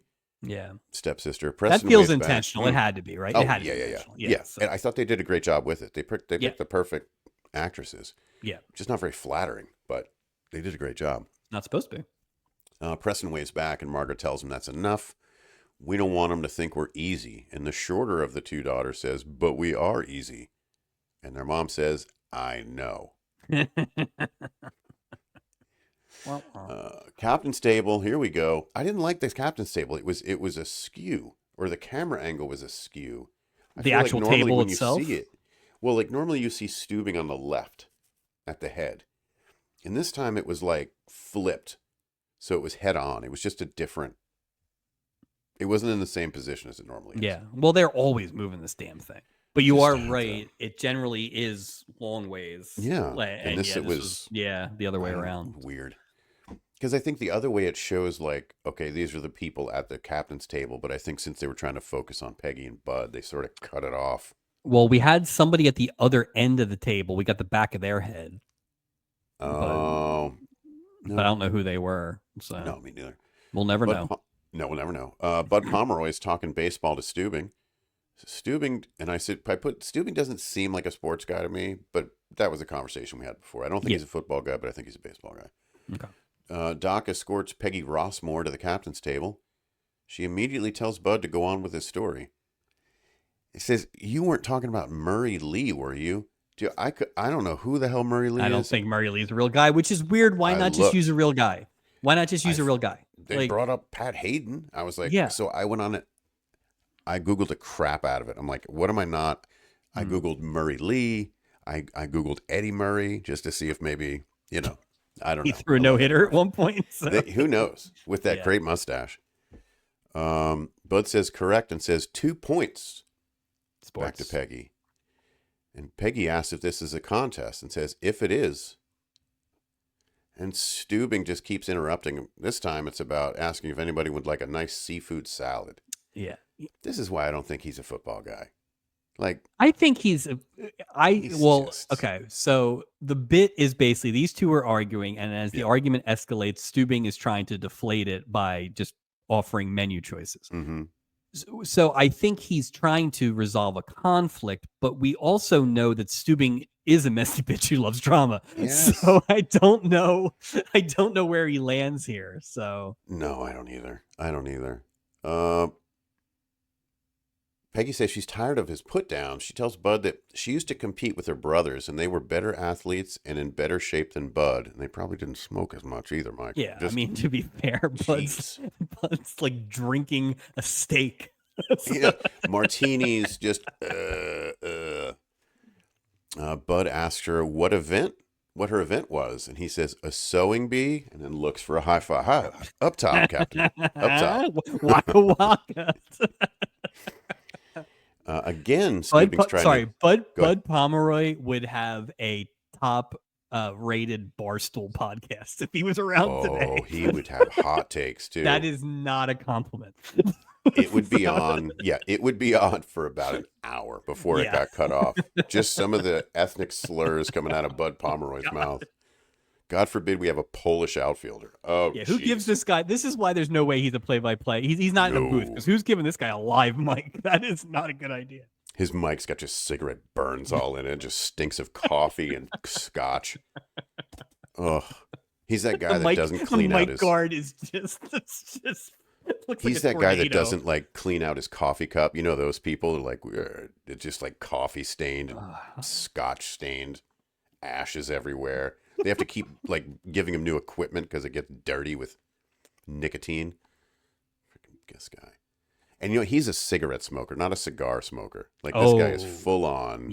Yeah, and he's not smoking He's the luckiest Gilbert. man. He's Oh, not no. smoking Gilbert Farrow's like fancy capris. He's smoking Rocher, like none of those things. he's smoking None of like those- Camels that you got out of the car hood at a He's gas not. station. Yeah, he went to Morocco to get his Camels because I want the strong ones. You know, I don't want this I don't want these caramel macchiato regulations. cigarette. Yeah, loosey goosey, no filter, just He like gets- me. These have no filter. He gets his cigarettes the same place Steve McQueen had that surgery, like over the border. You come back with a carton of smokes and you're in one kidney. It's a real no intestines. nope. No, organ harvest, but it's worth it. I get it. I saved $10. Like driving to Delaware. We know someone. That's funny. Peggy, you name the game, Buster, and I will put you away. When he asked her what's at stake, he says the only thing that matters to Bud is Patty's absence. Yeah, he was She ready. agrees? They both were ready. Get out of here. Yeah. She agrees to put her job up against his. The loser quits. 2 sports out of 3. He picks one. She picks one. The third is out of a hat. She tells Doc that they should blow off some steam on the dance floor. Steubing is still babbling about menu items. And then I thought, there's no way he has to read the menu to know what's on the menu. I think Hey, he was how just many very times- uncomfortable. He was just Oh. very uncomfortable, but this was just felt like a gopher bit that they foisted on Steubing. I So, wouldn't have been uncomfortable. I'd have watched this like I was watching Wimbledon. Not so, to bring up Bill Bixby, but I would have watched it with joy. so I have a question.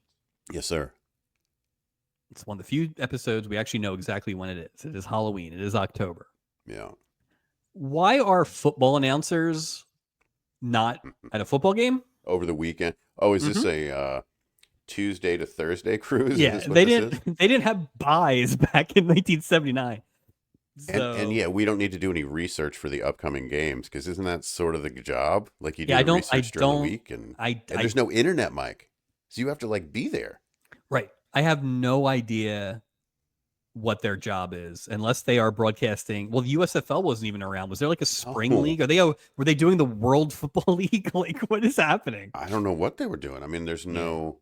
Oh, you unless think it they was were doing, soccer? like- You think it was That's actually what I was football? thinking. Yeah. It wasn't Premier League. It was like League 2 football. The teams that get relegated. I don't know what they're doing. Feel They're like doing they were intramural football. I Like- don't know what. Like, it's not a big deal, obviously. And It is. It's the middle of football season. Well, of no, course. my point is, I am the most snobby person when it comes to sports stuff like this. But it Oh, is yeah, like, just make them a baseball announcers. Like you just don't like if you're having a Halloween thing, they can't Right. be football announcers. They should be No. occupied or explain it. We're Well, doing a even game baseball's got the in World Series kind of thing. Like well, it probably just ended. right, exactly. You could say, just finished baseball season. Now I'm here for this Need a Halloween break. cruise. Right. Right. But unless there's Nope. like did the NFL play a game at beautiful Mazatlan International Airport in They played. No, 1979? they had a game out by the totem pole in the middle of the Pacific Ocean. They set up a No. field. The map didn't say we're going back there. So. No, we're never going back there. Yeah, Julie burned that track. Like, there's no way we're going back. That totem pole like faces the other way after the Jack Chanot thing. Like, I don't even want to. It's just an awkward. It's like... Chris Haley enters the dining room and sees Matt and Tom having dinner. I wonder who won the chess game. Probably Matt, because he wins in every game, right, Mike? Oh. Every game. Tom stands up and asks her how the bingo was. She said it would have been better if her good luck charm was with her. It's a little forward there, don't you think so? Well, Mike, they've had almost 5 minutes of conversation. I don't know what true. you're talking about. Wow. Here comes Preston, Prince of Pop. Chris asks if he's playing tonight. And this is where I'm like, what? Not tonight. I have a show to do in a few minutes. Maybe we can play later. Was he such hot stuff that he could just assume it's like, hey, you're playing tonight? He's like, oh, I can make the assumption as Frank Sinatra Jr. that she's not talking about music. She's talking about Junior's body. Like, Well, what and that's is going on here? And that's the thing where it's like, if you are writing this for Frank Sinatra Jr. and his style and everything, then this should have been an older cruise group, right? Who was one into who likes it. a crooner. Right. But like, there's no way Chris Haley, who is ready to go in 1979, is interested in the Prince of Pop. She is maybe interested in Deacon Dark. And because he doesn't look like a fifth grader. That's the problem. Apparently Tom Benton does. That's true. So maybe she's, you know what? Maybe she would have taken that smooth sax. Who wouldn't, Mike? Who wouldn't? Tom Benton himself would probably take that smooth sax. That was so... Sorry, Mackenzie Phillips is blocking that one for you. God, remember how awkward that was when she was trying to... with her father's co-worker and... Disagree. Great storyline. I think I nominated for a stubby. I love that storyline. I bring it up. I'd be happy to see the big deal again. Well, the problem is Mackenzie, what was her last name? Phillips? Mackenzie that whole Phillips, thing with the Papa John Phillips, and then he may have done things with her. Well, that's why I'm like, oh, this is taking a weird, you know what I mean? The context of that's got to be crazy for her. Because before Stubby it all came out. Stubby nominated Mackenzie Phillips, I believe. Oh, she's great. She's great. Really. Sorry, I said the again, Matt. That's exactly. We should get we should get like a buzzer, a counter, or get like a dog collar. We'll get a dog collar around you every time you do it. Will shock you. I'm okay with that. You have to learn one way or another. It's all about getting better, right? That's right. It's all about getting better, one way or another. Imagine if it doesn't, it makes it worse. I'm just I'm stuttering I have to do half the show. I have to do half the show by myself because you're down on the ground. I'm stuck in a Matt can't walk loop. Chris asked Tom and Matt if they want to go see the show. Tom says sounds great. Matt surprisingly says no thanks. Chris tells him that they are worse than the Senate. Ooh, keeping it topical. Take that. Tom tells Matt that he doesn't want to miss the Prince of Pop. Matt, that's exactly what my ears do when I listen to him. Boom. Roasted. Roasted. Tells Tom to go ahead. Tom tells Chris to go. Tom and Chris leave to see the Prince of Pop. Matt eats lettuce. Boy, Matt is a real Debbie Downer here. You know what? Don't go ahead and leave. I'm just going to eat this bowl of iceberg lettuce without dressing. I'm fine. Well, number one, what crappy food on this thing. It's breakfast time. Who eats iceberg? What are you, a guinea pig, Matt? It's not breakfast. It's dinner. We know it's dinner. Yes. Yeah. You think the Prince of Pop is performing at like 9 a.m.? I don't know what time Matt wakes up. I mean, that's my whole thing. I don't know what time he starts his day. Matt eats lettuce. We go to our first commercial break. We're back. And I wrote, so Frank Sinatra Jr. basically does a Frank Sinatra impression. Like, yeah, that's the gimmick. Yeah, Uh, ooh, it's more blatant than I expected, honestly. yeah. Even the hair, like the side Like part, the color of what the is hair, like the way he dresses. I'd be curious to see. I certainly didn't put the effort in to look. I'd be curious to see what his status was as a celebrity in 1979 because again, like we said, if this is an opportunity for you to be showcased, Sing, right, right. What right? were you showcasing? And if this is him showcasing, then I think we understand why Frank Sinatra Jr. is not the household name that his father was. Well, how can So, this guy not get like at least like a summer show as like a variety show, depending like you're saying on his stature? But at the same time, Frank Sinatra's still alive. So is it I like, well, we mean, can't book Frank, so we'll book Frank Jr.? I don't know how that well, works. I guess it also I don't know the dynamics of their relationship. Like, No, I don't either. is Frank proud of his son's career? Is this how he even got on? Like, Well, let me ask you this, is and I'll this a ask myself. get? You know, I'm going to ask a question, right? And I'd like you to answer it, and I will answer as well. I'll answer first to give you some time to think about it. If our sons grew up and they went on to do another Love Boat project, right? The same thing we did, how God. proud would you be? So Kind of they're complicated, at right? that. So at that point, they're doing a 65-year-old show. Yeah, 65-year-old show, 2 hour plus episodes. Sure. A generation that doesn't even know who Gavin McLeod is. Yeah, it'd be great. Oh But my I'm saying God, is, that how would be proud can you be? And I'm not trying to sound like a jerk, but like, you always want your kids to do better than you. yeah. But like, I feel like Frank's like, Frank set a pretty high you'll bar never, too. I right, right. mean, But like, it's, yeah, but I'm just surprised there wasn't some like rebellion there where he went and, went off and did something different. Because again, the Prince of Pop doesn't really go with the type of music right. he sort of performs. Yeah, there's so many little trails here that are Yes. interesting, or they're not interesting at all. It's just one of those things where they wrote it. He It's happened to be all or on, nothing. and Yeah. but it is that thing where like it's not pop. He's not pop. He's 20 No. years older than the Prince of Pop would be. Like it's just like all these things. Um, I'm starting to come down to the fact that I think he thought this was an acting opportunity because he gets a lot more lines than I I could see probably would have that. expected. And And he's got more like zingers, not zingers comedic, oh but like yeah, but like not a lot of meat. he's got a lot of Yeah. walkaways. Yeah. Yeah. So Oh, he is singing and playing the piano in what looks like, Mike, this jacket, a purple velvet tuxedo jacket. Very nice. Very yeah, nice jacket, the sir. the dressing, the costuming is not a criticism. No, no. No, he looks He's the amazing. Prince of Purple. Prince of the Four Prince. There Yeah, was another man in purple. exactly. Preston Maddox. Prince was He the was he heir was to the Frank Sinatra he was Jr. the Preston Maddox Jr. That's who Prince was. Margaret Jerome tells her daughters to make sure they go up to Preston and tell him how much they like his music. We go to Bud, Peggy, Doc, and Steubing sitting at a table. Why are they all sitting together? I don't understand why they don't like each other. Why would Yeah. Bud and Peggy? Wouldn't you just not be around each other if you didn't like each other? I don't understand Well, I why wonder they're all at the now. same table hanging out. I think Bud is that kind of guy that he ain't leaving, right? Bud's So I going think it's nowhere. more that Peggy is maybe going for the jugular here with this bet. I'll tell you, Bud. So I feel like Bud could just hold court.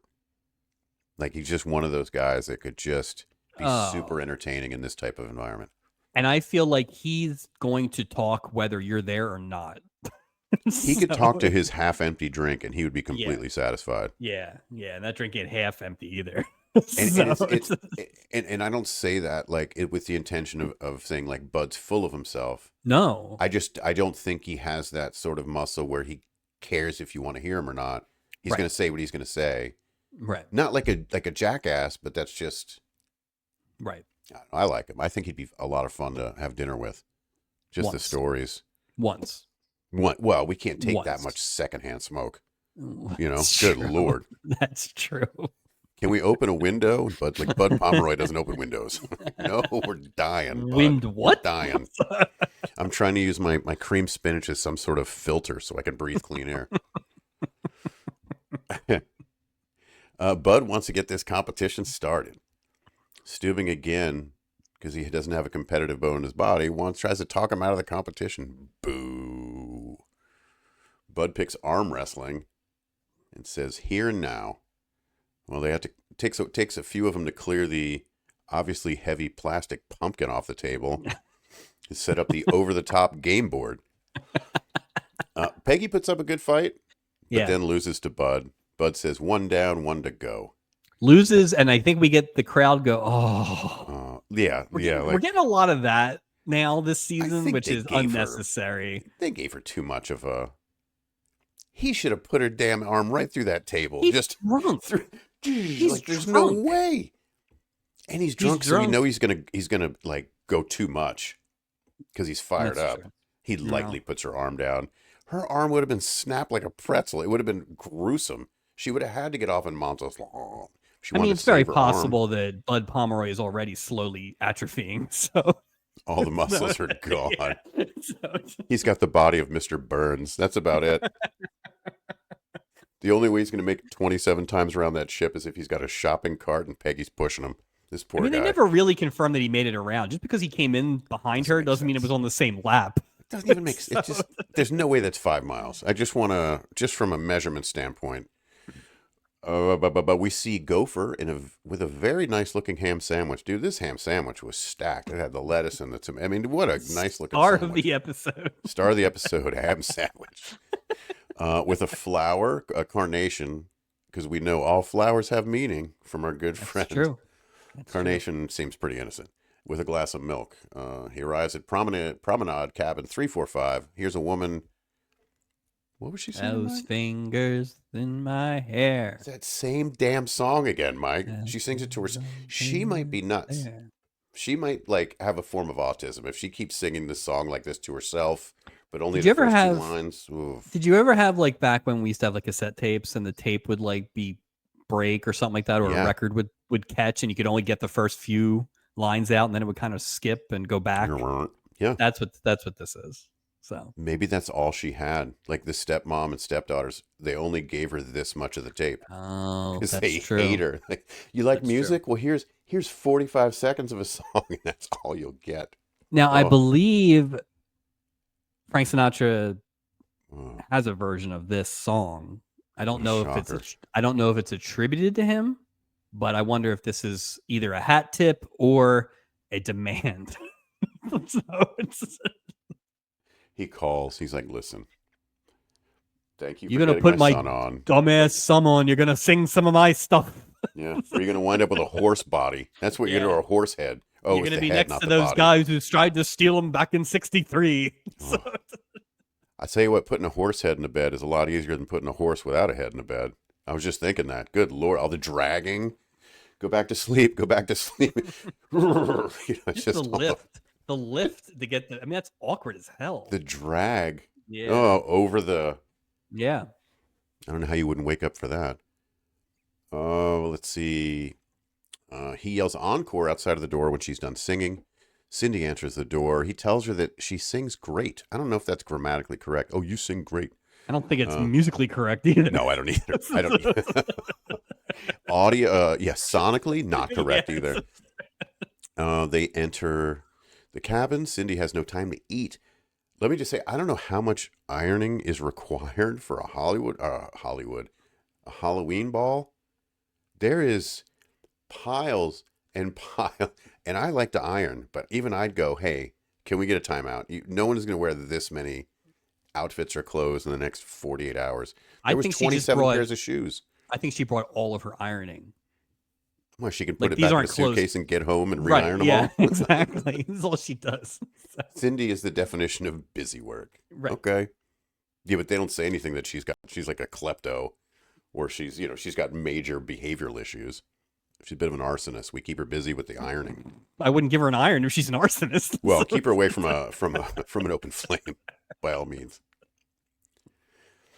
Gopher asks what Cindy's going to go as for the ball. She says she's not going. Look at all this ironing I have to do. Are you crazy? You stepmother wouldn't stand for it. Then she says her father left all their money to the stepmom. Oof. Boy, you must have been a real piece of crap then, Cindy. If you didn't get a dime, it goes back That to is the arsonist theory. that is all the information we get on the stepfather. Although I will say my Or earlier point father. about it, that's right, father.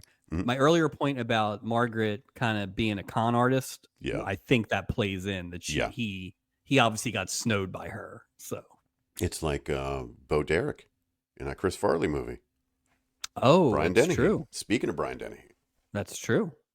Same, Oh, that's same. sad. Yeah. It is sad. It's-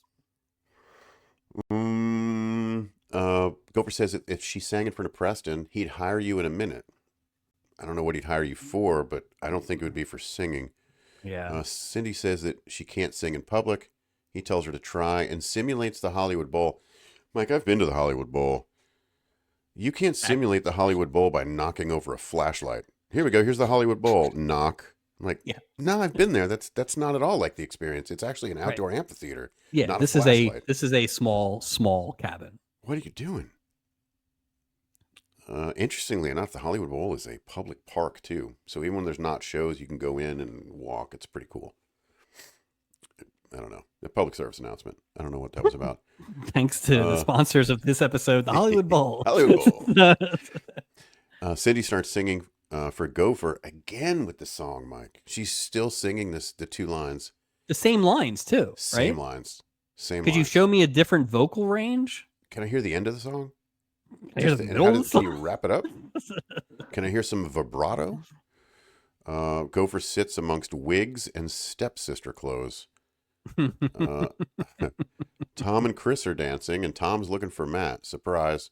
Tom feels bad for Matt. Surprise. Surprise. And Chris is like, I tell you what, Chris says this. Chris says, people with disabilities are doing fantastic things for themselves. Let me just clarify. It's not as though Tom or like Matt had his head chopped off, right? Yeah. He walks a little bit slower than everyone else. That's Yeah. it. They landed the plane very well in terms of he was handicapped, but not so handicapped that Chris or Tom came off as wrong in almost any fashion, right? Like now, Right. Chris came in a little hot here, but she's got Way her eyes on hot. the prize. She's got her eyes on the prize. So it's like, I'm surprised she didn't drop the C word. yeah. I mean, I really thought that was that coming. even, I mean, God, is that even acceptable back then? But, I don't know. yeah. I bet it was. I bet I mean, it was. well, You could, based on what we've seen this year, I'm not sure what wasn't acceptable. well, with the but, R word and again, I don't but really want to say it, but it's same kind of thing. it's she comes off as both a sympathetic defender of handy capable and also a horny girl who just wants to get some business. So get Matt the hell out of here. I want what I want. It's only a Yeah. 3-day cruise. yeah, if I'm gonna get married to you, I need to spend at least 20 more minutes with you. That is true. We haven't even spent 72 hours together and like, oh, wedding bells. 72. Wait, They didn't make it 24 before we started talking Oh, about it. I hope Matt's not the ring bearer. They'll be waiting for a long time in that aisle. Don't rent it by the hour.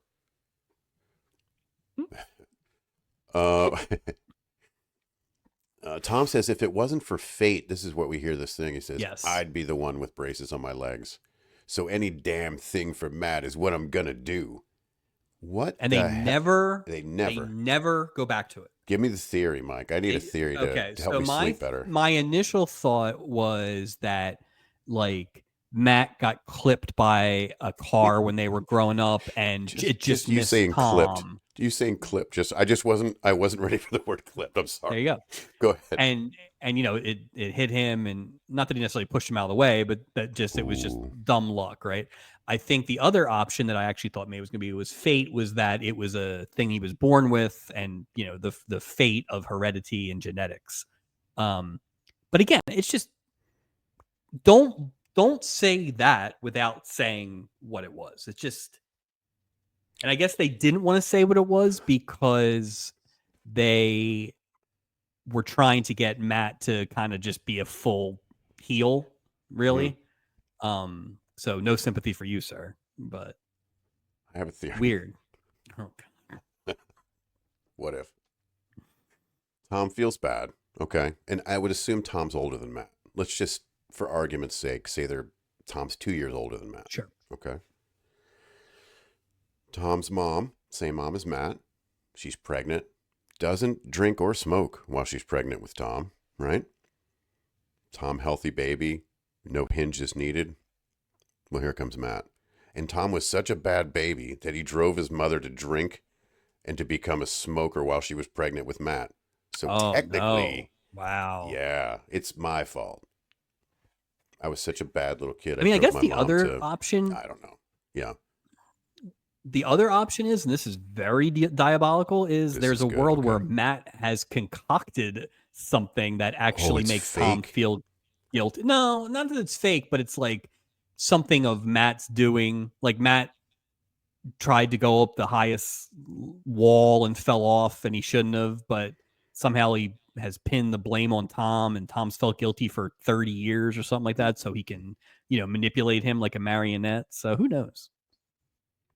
They Well, I didn't think go all. full. They didn't go full heel on No, no, no, Matt. no, no. They could have though, They could have. They absolutely could have. because he would have been So a real like if he'd been to Chris, be like, yeah, I know, like behind right, Tom's back, like, yeah. yeah, that's right. And what are you Well, gonna do about it? all Matt's Nothing. got to do is start dancing like Elvis, and eventually you'll run right out of your braces. They'll fall just right off. Um, let's see. Chris apologizes to Tom after she makes the remark, and Tom gets a little saucy about it. Tom reintroduces himself to Chris, asked her if she wants to dance, and I wrote Matt who, and they Yeah, start Tom. dancing Tom again. got past that real fast. But what was the point? When they first got on the cruise, they're like, oh, we're going to play games and we're going to hang out. Was the intention of this trip to hang out with your brother? Because if so, if this was them supposed to spend time together, then Tom's kind of an ass. I don't Yeah. want to assume that's what it was, but it kind of feels like that's maybe Well, what it was. but the flip side is the chances of you meeting someone are probably pretty good, right? So there should have been some sort of expectation that maybe you were going to have to entertain yourself a little bit. So yeah, it is an odd expectation from everybody. Well, yeah, it's almost like a better option came up in the midst of the plan that was being executed. He was Yeah. like, ah, but yeah, who knows? Who knows? Where are we? Where are we? I'm sorry. Gopher's helping Cindy prep the stepsister's clothes for the big Halloween ball. There's so many. I used to shine many shoes back in my day. There's so many shoes to shine, which I don't really understand why you're shining shoes. Tell Cindy he's leaving before the quote blue meanies show up, which made me laugh Yeah. because You then I just see thought of a the blue meanie. Have you seen exactly? I was like, oh man, he could burst through the wall. That would be great. BWO for life. Reminds Cindy that she is singing for Preston and his orchestra tomorrow. Tells her she can wear a mask to help her with her shyness. All right. She says she doesn't have a costume, and Gopher tells her that he'll handle it. Look at Gopher. Yep. Tom returns to the cabin to see Matt playing solitaire in bed. Matt can't even sit up. That's the problem. He can't even sit up. Matt asks about Tom's night. Tom downplays it. Matt calls his bluff, saying that he looked, quote, chipper when you entered the room. Tom apologizes for running out on Matt and sees if there's anything he can do for him. And this is where you go, no, I'm good. I'm good. Mike goes, yeah, actually, I could use a cold beer. And Tom offers to order room service, and Matt's like, that's going to take too long. Like, what a dick this guy is. This is where we really start to Here we go. lean into it. Yeah. Tom offers to get it himself, and Matt asks for, hey, while you're out there, get me some onion rings. Yeah. 1979 onion rings, the least healthy food in the Mm. world. At midnight onion rings. Oh Just my really God. old fry grease. That Oh sounds my lovely. God. And then Tom's like, hurry back and we'll play chess. I'm like, golly, needy. Plus, it's like, Jeez. and it comes up the next morning, but Tom's tired, man. He's just been out there dancing. Like, I bet you Tom just lets Matt win every game, too. He's not double jumping in checkers with authority, any of that stuff. He's just like, oh, beat me you again, got Matt. my night again. Oh, look at you. You should go professional. Mike, it's a windless morning on the cruise. Another windless morning on the cruise. No ripples in the pool. None of the buffet food is flying around, which it probably should be. Well, it's not like it's hurricane season. No, it's So, not like you're on open ocean air. in Not at all. October. If there was a sailboat, they wouldn't move out there because there's no wind on the Pacific. That's what Pacific means. No wind. Passive. Lack of ripples. We see Steubing, Bud, Peggy, and Doc. Again, they love to sit together having breakfast. Bud's going on and on about how delicious his breakfast is. Locke says, the last time I saw a man eat a breakfast that big was on death row. That really made me laugh. That made me laugh. Patty offers Bud the last muffin in the basket. And when he grabs it, thanks, honey. like that muffin is really, yeah. That guy's never had a muffin in his life. Unless that muffin was full of nicotine, there's no way he would have jumped on that thing the way he did. Peggy's decided the second event is a 5-mile race. Again, I would love to see the math on this. 27 times around the ship, starting now. Yeah. And notice they're both in their 70s style sweatsuits. And at the end, no one's covered in sweat. Listen, I don't run anymore, but back in the day when I would run this many miles, there's zero chance I could have performed that on the Pacific Ocean with a full sweatsuit on. And number one, not break a sweat or stop for water. I just want to throw out some safety there. It's ridiculous. Just the physics of going around the boat that many times that it has people on it, right? I mean, there's not a lot of like straightaways. But like I know so Beth 27. Well, there's stairs. How do you measuring up, down, and when Beth was on the first time, she had said that there's like a track that goes around the boat. Mm-hmm. But that clearly wasn't what it was because they're like cutting through stairwells and everything. Well, like, even when remember when Doc was on his run or Steubing was on his run, there's no track. They just run.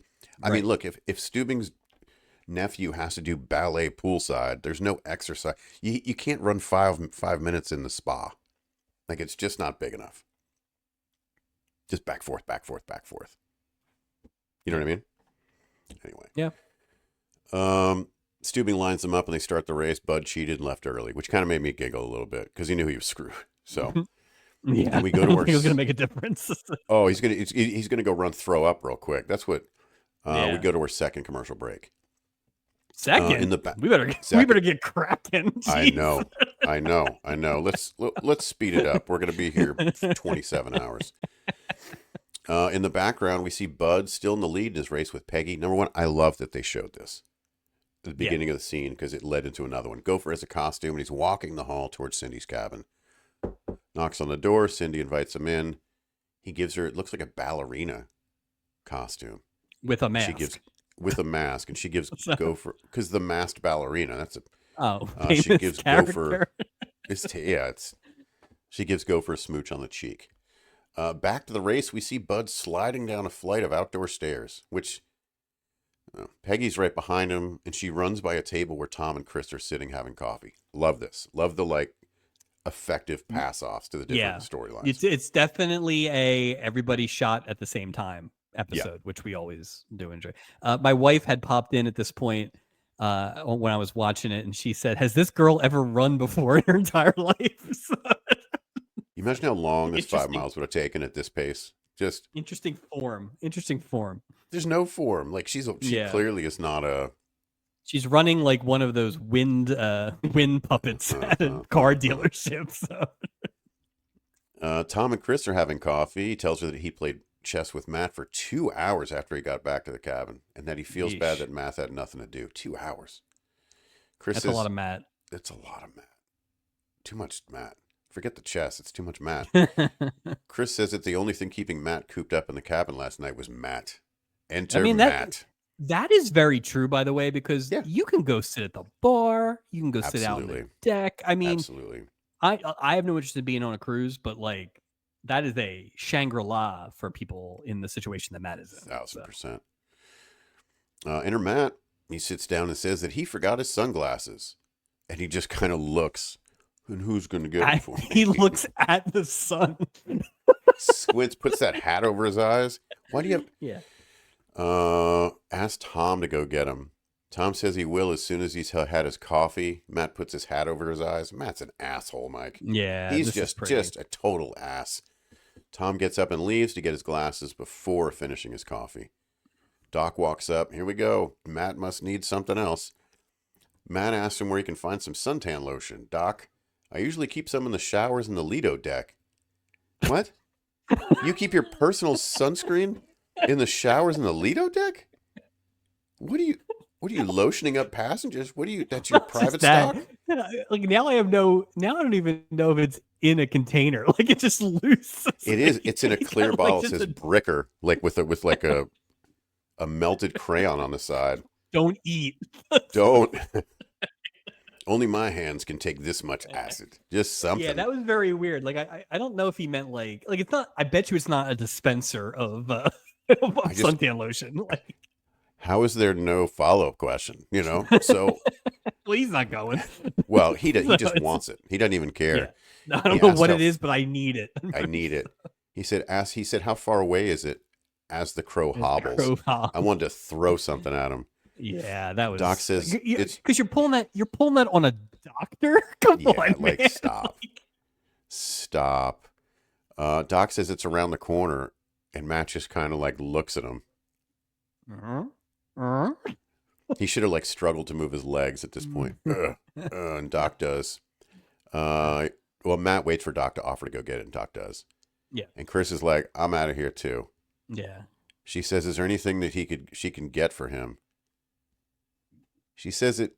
She thought she'd go get him a mirror so he could take a long look at himself. Boom. Shots fired, Mike. Man, Jesus. Chris. You know what's funny? Chris doesn't care about She Matt. wants one thing. He is in the way. He is in the way, and she is moving him out of the way. That is what's happening here. She is objective based, this Chris. She's on the cruise to do one thing, and that's get it on with someone that looks like her fifth grade crush. That's what she came on the boat to do. That's what she's going to do. Not since last year's Horn Dog Stubby winner, I think. Or no, I think maybe David DeMille that. But season the one? girl from the Ropers. No, Yeah, nobody will top her. But the girl from the Ropers last year who said that she was basically like, I'm very aggressive or something like that. You know, this Forward. is kind of the same Yeah. idea. Yeah. Yeah, So. big time. Here comes Bud. Oh, I'm sorry. Matt pulls his hat over his eyes while Chris walks away. Here comes Bud. He's not looking good, man. You see Peggy finally passing. I don't think he's gonna pull it off. He's not gonna make it.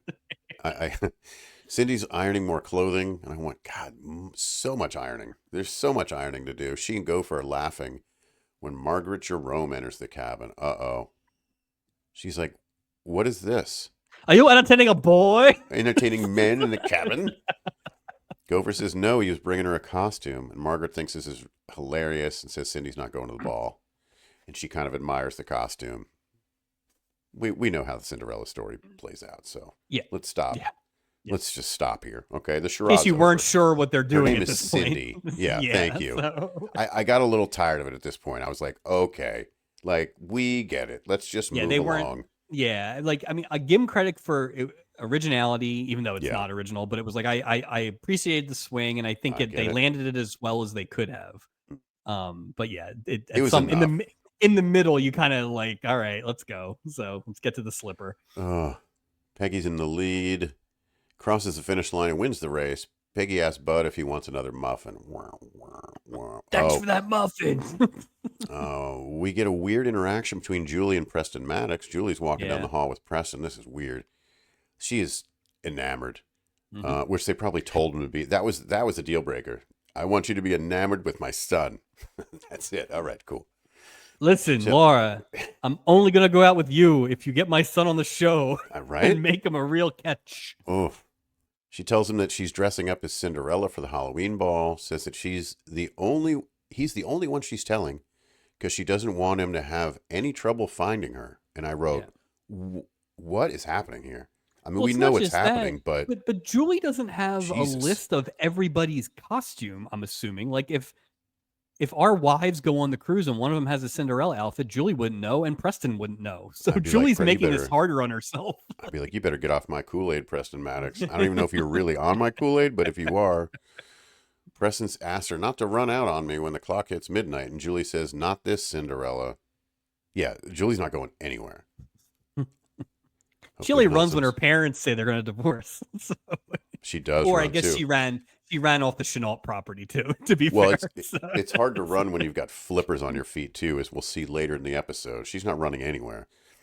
Gopher's talking to Isaac about the Cindy situation, that he needs to find her a new costume.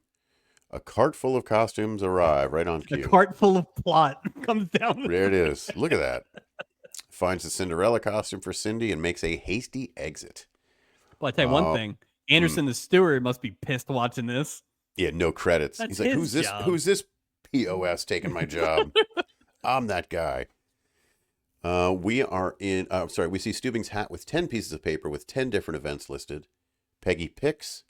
The last event is weightlifting. Uh-oh. Oh, But Peggy's not shook. Mike, she says, exercise room, comma, anytime you want, end that's right. quote. I'll see you at the Sea Wind Spa. Funny you say that. We are now in the Sea Wind Spa where people work out and the hot tubs are slippery. Where Matt is in a hot tub and Tom's bringing these 2 drinks over, but I don't know what the hell these drinks. No idea. Why are you wouldn't serve alcohol in a gym, I don't think. Like, it didn't look like a health drink. Like, it looked like, you know what? It looked like he was drinking a Midori melon ball, Mike, is what it looked like. Ugh. But I think they have to. So I wonder if the hot tub is you wouldn't have a hot tub without drink access, right? I understand what you're saying, but maybe it's like right on the edge of the facility. I don't Like know. it's got its back to the bar because, like, yeah, if you're in a hot tub, you're gonna want to, have a drink on a boat. I'm just wondering if they have like a bartender there in like gym clothes. You know, like much like Isaac dressed like that weird owl from the Pirates Oh, Cove. now he dresses like Yeah, a like headband. old timey. He's got the old timey like swim outfit with the with the stripes. weightlifting thing, and you have to lift this barbell, and I'll get you a Yeah. sunset. Yeah, that kind of interesting. Tom tells Matt he wants to go to the ball tonight, which is weird. He's sort of asking permission to go to the ball tonight. Tom says that Chris is fantastic, and it could go into a lifetime. Uh-oh, Mike. The streak could be alive. Matt says that he's really happy for him. Is he? Because then he says Tom will get married and have kids, and he can live vicariously through him. Unplanned, Matt reaches for his drink, stumbles, and nearly drowns in a hot tub. No, he stumbles for like an inch. He basically had his back against the hot tub and kind of adjusted so like the middle of his back probably slipped a little bit. That's it. And Tom goes diving in like he's Sam Elliott in Lifeguard. Like he owes him some sort of life debt. Like he's Matt's Chewbacca somehow. I don't know what's going on here. It was amazing. It was amazing. Yeah, it's just guilt. Bad acting. It was so bad. I rewound it so many times. It was bad. And Matt's like, you're always there for me when you need him. Like just another layer of guilt on that cake. You're always there and won't be somewhere else. Yeah. Thank you for not going to the ball tonight ahead of time. Just one of those weird. It's time for the weightlifting competition. Peggy lifts a bar that weighs 60 pounds. Bud lifts it next. I love how he struggles to curl 60 pounds. Like he's just, like, I get it. Peggy lifts the next bar and curls it. This bar is so heavy that Bud tries to lift it and injures his back because 80 pounds. I don't know. I think this is more about previous Bud activities than anything else. So. Yeah. Plus, that's his stretching. Liver. You think Bud's ever stretched in his life? So, no. Those were. Oh yeah, that's all the like emphysema kicking in at once. I mean, apparently it hurts in the back. Yeah. He tries again, can't lift it. He walks away, bent over in pain. Congratulates Peggy, and she's not thrilled. Comical duck walk out. Like he was selling it. Bricker's like, great job on that fake duck walk. Great job. Well, it's funny Bud. too because when he first hurts his back, Doc's there, right? So I thought we were in an episode of Bricker's like, where does it hurt? And the Doc, where do you think it hurts, man? He's grabbing his my back. Oh, it's my shoulder. What kind of doctor are you? He just doesn't deal with weightlifting injuries. That's all it is. That's true. I usually focus on myself in the spa. I'm all front injuries. Mind if I get a couple reps of a jump rope in? Let me get changed. On that little piece of wood. Should I perform surgery on you? Let me make a phone call. And we go to our third commercial break. Back. It's time for the ball, Mike. The highlight of the episode. Except we see a sign that says, welcome to the Halloween cruise. I want to be like, I've been here. Why didn't we see this sign in the first scene? Yeah. Why are you saying welcome now?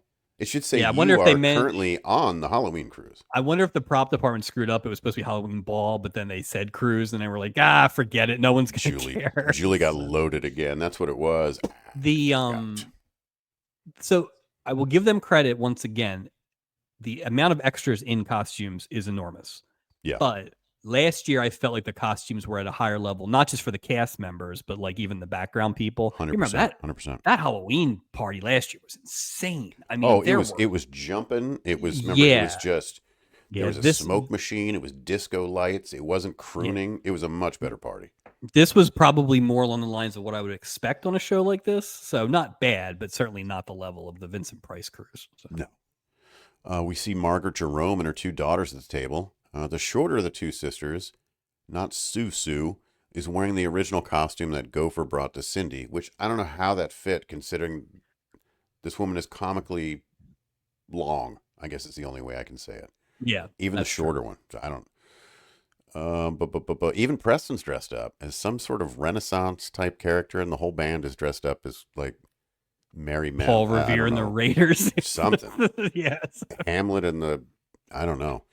Steubing's dressed. Okay, here we go, Mike. I've been looking forward to this. Steubing. Of course he's dressed up. Except he's dressed like the Lone Ranger, except the eye holes of his mask have sequins. Okay. So This I was going to doesn't say seem he like was a Halloween costume to me. I was going to say he was dressed like the Repo Man. Barry Darso? Are you Yes. kidding me? Yes. I thought he was Russian. What's going on? It's pretty good. I can recall Mr. Darso's name. Boy, just like that. Oh, it is a huge come down from his costume last year, where he was dressed like Captain Morgan. Well, he kind of like looks like Village People-ish in this because there's so much like sparkle to it and there's so much pizzazz. It's not just that, he's also like he's kind of like squatted down and he's like kind of looking up at her like a little kid would look at somebody. It was odd presentation for the costume, which made me think they didn't have much of an actual costume because he never actually stands up in it, right? Well, I don't think it fit because the way he had his mask on, I could tell like it didn't fit his face. Like I bet you they had too small and right. Like this feels like they had a better costume, and then Gavin McLeod was like when Buddy Ebsen couldn't be the Tin Man because he was allergic to the silver paint. Like it was something like that, and so they were gonna have him in the egg. He was just allergic to the orange hose that you had to wear with it. That makes sense. And Julie was going to be in the sequin mask thing. That actually makes more sense. Yeah. Yeah, I said I'm not. And she's sitting with he's sitting with the Lone Ranger, Steubing the Lone Ranger, sitting with Peggy. I'm not sure what she's dressed up as. Like a Old West prostitute, maybe. Right. The costumes were like, except for Isaac and vague.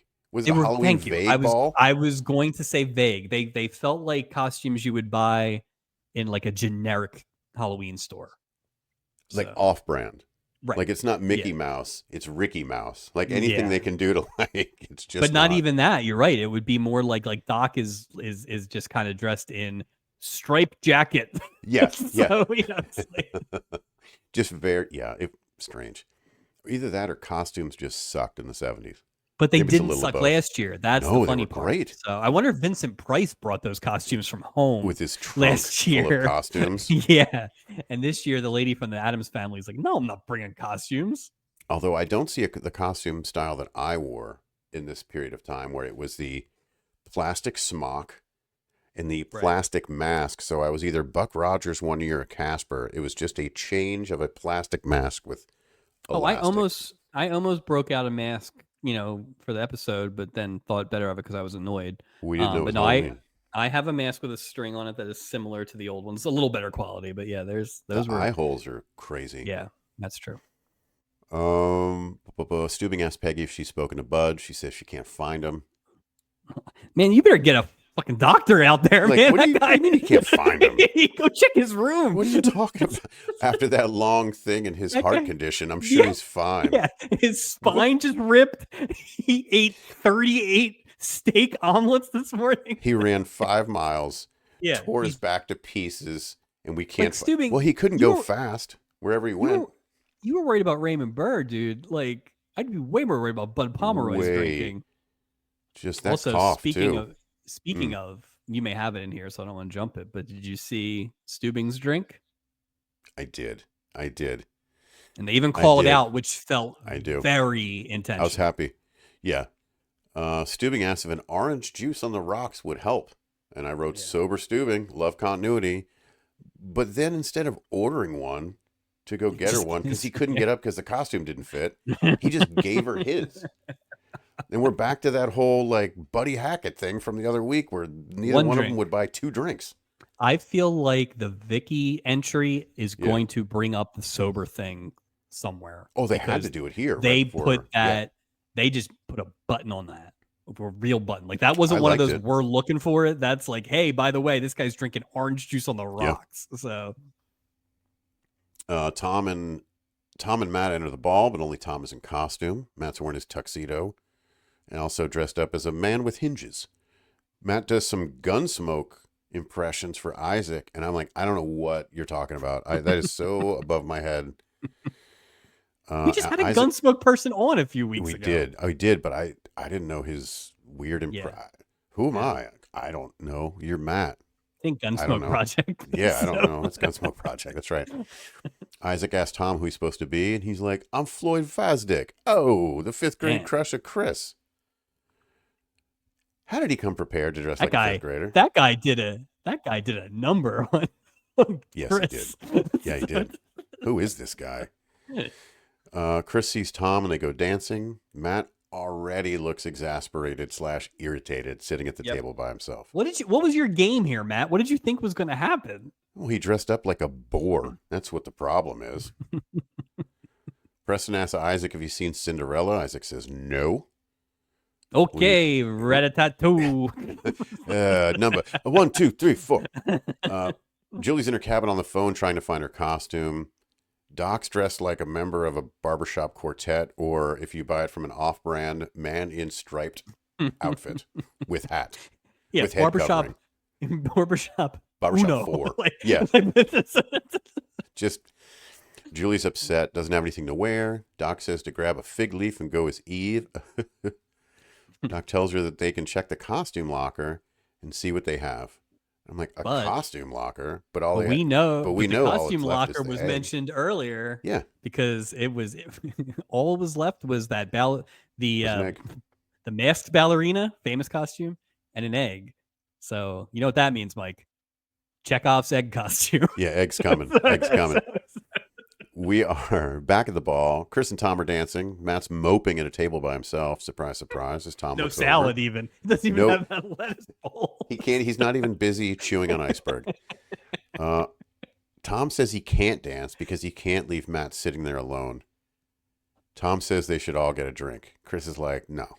Yeah. She says Chris that is Matt getting doesn't off this boat. Yeah, she's like, he doesn't want me to sit with him. No. He wants you to sit with him for the rest of his life. Bam. And then I wrote, that's pretty harsh for knowing Tom for maybe 70 hours. You got to give her this, man. She's not getting She didn't play, dude. She didn't play. I mean, yeah, she's like, this is going to be what it's going to be one way or the other, but I'm not going to hold back. You knew who I was when you met me. She is the perfect example. She is black or white. There is no gray. There is no middle. This is what I want. This is the hurdle. In about 6 months when Tom's like, oh, Christ, and Chris is going to be like, yeah, what did you think it was going to be like? So. Yeah, nothing's changed. Oh, you're still hanging out with them? Oh, yeah. This is where it gets a little weird. Tom tells Chris that he loves her, which in normal life it would seem quite forward, but not on this boat. Chris says she loves him too. Obviously, they say it like they've been dating for 6 years. Right. There's no meaning in the word I love you in the show. There's no. They've just removed it. She says that she loves him too, but they don't have a chance because of Matt. Stupid ass Matt. Tom returns to the table with Matt. Matt asks what's going on. Tom said he made a mistake. Matt asks if she left, talking about Chris, and says, it's because of me, isn't it? Yeah, genius. What do you think, you mopey moperson? Hey, who's the worst guy? Who has 2 thumbs and is terrible on a cruise? Matt. Awful. Tom said that isn't important, and she just doesn't understand. Matt says Chris had it all figured out from the beginning. Tells Tom she offered him a mirror once, but all I have to do is look at your face right now and know that I can't live with what I see. I call bullshit Can't on Matt. live. I still don't believe it. Wait, he's just The playing the game.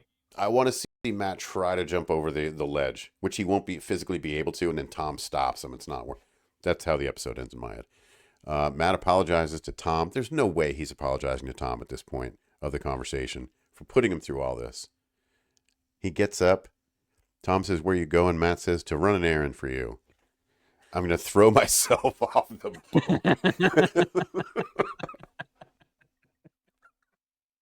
I just freed up your schedule for the next 20 years. He's gone. Man. I hope you don't feel guilty about that. Oh.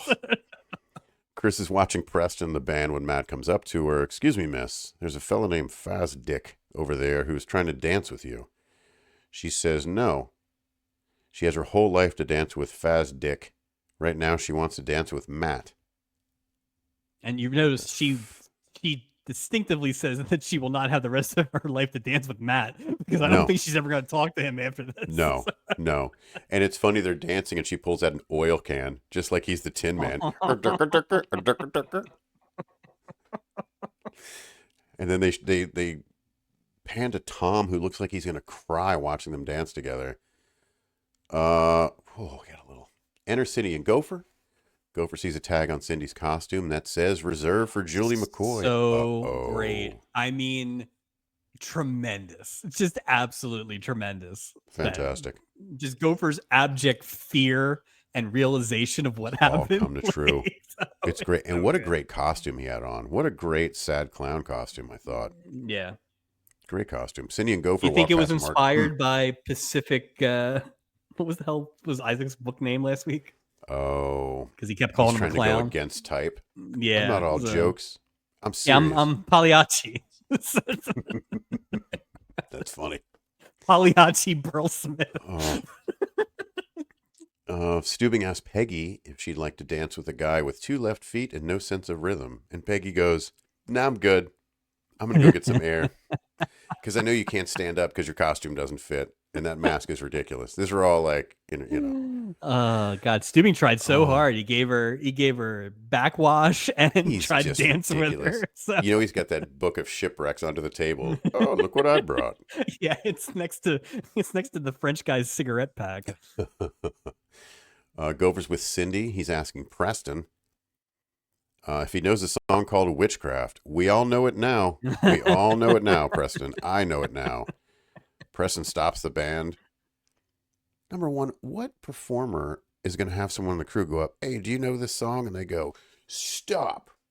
Whatever that guy wanted in C. 1, 2, 3, 4. Like, yeah. It's just weird to me.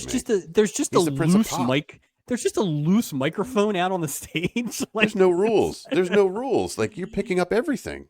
Like, we had a bar down the street from us in West Philly had karaoke like on Monday nights or whatever. Yeah. And they were getting set up, but they weren't up yet. Like the system was on, but like nobody was even in the bar yet. It was like a Monday afternoon or something like that. Somebody the loudest bar ever. It was. Somebody just starts singing randomly. There's like no audience. There's not even really started karaoke yet. This is what that reminded me of. That she just decided she was going to sing because she saw an open mic. You know what's funny is I think bad karaoke is just really bad. Like, if you don't have a good host, it's not an active thing. It's so annoying.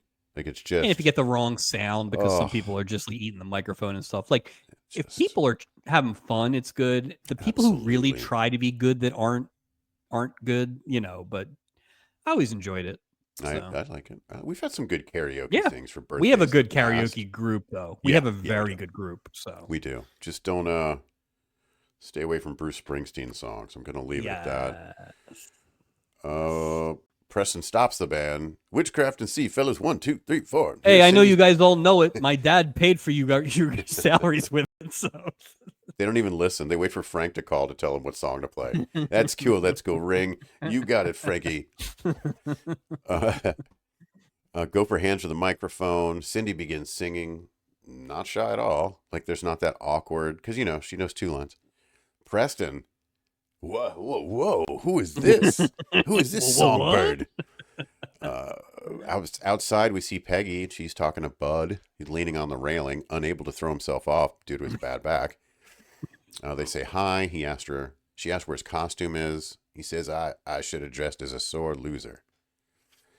I don't think he's a sore loser. No. He was going to stick to the bet too. Yeah, he She was. Yeah. says she hates what happened, suggests that he stay on and she'll bow out. I'd have been like, all right, cool.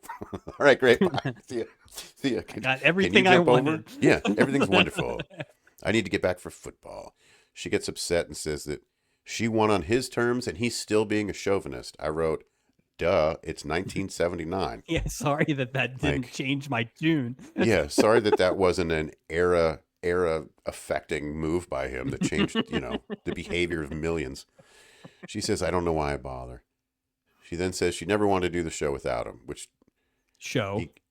right. So now I'm Right. like, okay, show. Now here's where we get incredibly Yeah, here's- confused. Like, yeah, so He gives her a handkerchief. She says that he has a brain like a computer, which their idea of a computer then, I don't know what she was trying to say, because that is not what a computer is now. Like, it just means your that he brain works matches up. slow He just and matches clunky. up couples based on some Scantron questions. Your brain is a slow, clunky machine that we haven't quite figured out yet. Yeah, it's not Gary Collins' computer. No. So, No. Peggy says that they can make a new bet. Here we go. She bets him that she and him will do the play-by-play for the Super Bowl. What? well, first of all, So she says, who's doing play-by-play? well, first of all, she says they'll do the play-by-plays, which just broke my brain. It was just like, come on, You're not man. you're not even trying to use the right. Right. So Like, as can we get we've said it throughout the episode. It was very confusing, but obviously they're the context is that these two are going to announce the Super Bowl, and there's just zero There's no way. indication that either of them was a play-by-play person. It almost seems like Bud would have been the co-sell in a booth, like a third guy. Like, Right. so you'd obviously never have a booth back then that had no ex-player in it. Right. She'd at best be on the sidelines. It's basically a studio show. So they got very confusing there. And it really, again, this is why I never always am the best sports storyline person, is that they kind of ran over it here at the end. It was already vague, and then they just made it worse. It's So, more vague. How do you yeah. attack something that's vague and make it even more vague? Because you know It's what? Wild. I'm pretty sure like Madden and Summerall weren't taking Halloween cruises in the middle of the They didn't season. have bets. You don't see John Madden running 5 miles on a cruise ship. Yeah. And Pat Summerall hurting his back. The Madden cruiser rolls into Mazatlan like right around Halloween. I can't imagine if Madden didn't get on a plane, he's not getting on a ship. You don't know you what better the- make I that don't- Madden cruiser seaworthy. I guess I don't know. I don't know. Because I guess I always thought that the He would take fear of trains the and flying stuff. was he felt trapped. Yeah. Now being in the middle of the ocean, I would imagine would Yeah, have the a same similar so Well, it's not like he had to take a steamer to the Cleveland Browns game this weekend. There was never like he doesn't go to from the Patriots to a Dolphins game via ship. just goes Yeah. around the Atlantic. He goes down the coast. Yes. That's it. She says play-by-play for the Super Bowl. And I wrote somehow it makes it all better and they hug. Instead, Bud would go, "What are you talking about?" Well, I think With the Bud's play-by- like, what? okay. Whatever. Bud's like, cool. I don't have Bud's to lose my hammered. job. I save face. I'm probably drunk. I'm gonna need back surgery anyway. Yeah. and We're maybe I probably gambled too fired much. because Yeah. we missed the Rams game this weekend Yeah, that to we go should on have a been boat. doing. So I wonder what his costume was going to be. Was he going to dress as the egg? Like, did he bring a costume? Bud Pomeroy doesn't seem like the kind of guy to get dressed up for a costume party. no, he puts on a hat and he says he's Tom Landry or something like that. I'm Bear Bryant, damn it. Yeah. Or Landry.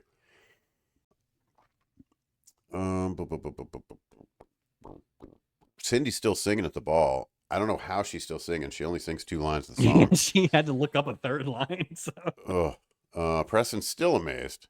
Here comes Julie, dressed as a newly hatched chicken. Says that she looks like she's about to hatch.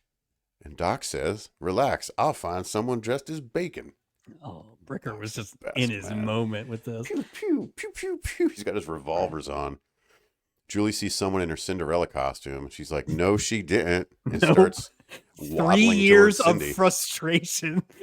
It's like a RoboCop when they just kind of like she got her target and she was gonna. Yeah. I really thought she was gonna kill Chubbs. Well, you think she's going to go out with a whimper when it comes to like landing the No. Prince of Pop? No way. No, you think Zero chance. you think Prime cuts like Frank Sinatra Jr. roll on this boat every day? I mean, The only way she would not be interested if Preston started singing a song like I'm not interested in you at all, Julie.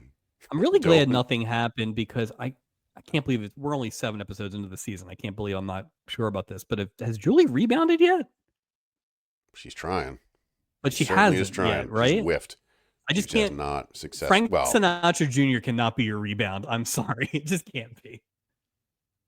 oh, no. That's so funny. Julie. Gopher sees an approaching Julie, and he's panicking. He whisks Cindy away. Cindy's glass slipper falls off. Oh! Preston's Shocker. right on her tail until he runs into Julie in her new costume. Says he has to find that singer.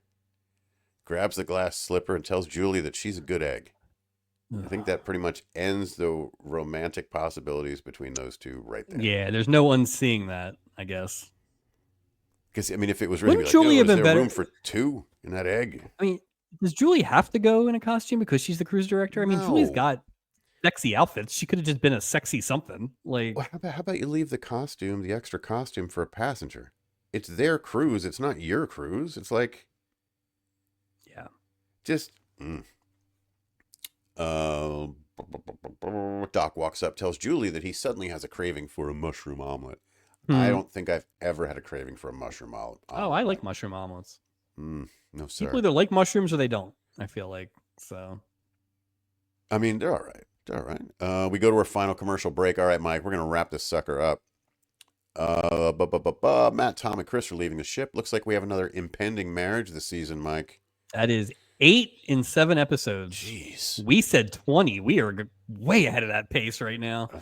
So, Peggy and Bud are leaving the ship. They walk up to Steubing. Here we go. Peggy says that they can't break up the second male-female commentary team. what? Second, with the first being Howard Cosell and Fran Tarkenton, which you and I can laugh at, right? Nobody knows who Fran Tarkenton is. You know, the co-host of That's Incredible on ABC. Well, it's a big no, deal. but isn't he just a player? Like At a couple this years time? ago? I don't know. I don't know when he made that. I know in the 80s he was like Monday Night Football. Yeah. That's Incredible with Kathy Lee Crosby, John Davidson. I assume, maybe I'm giving them too much credit. I assume the joke was because his name was Fran.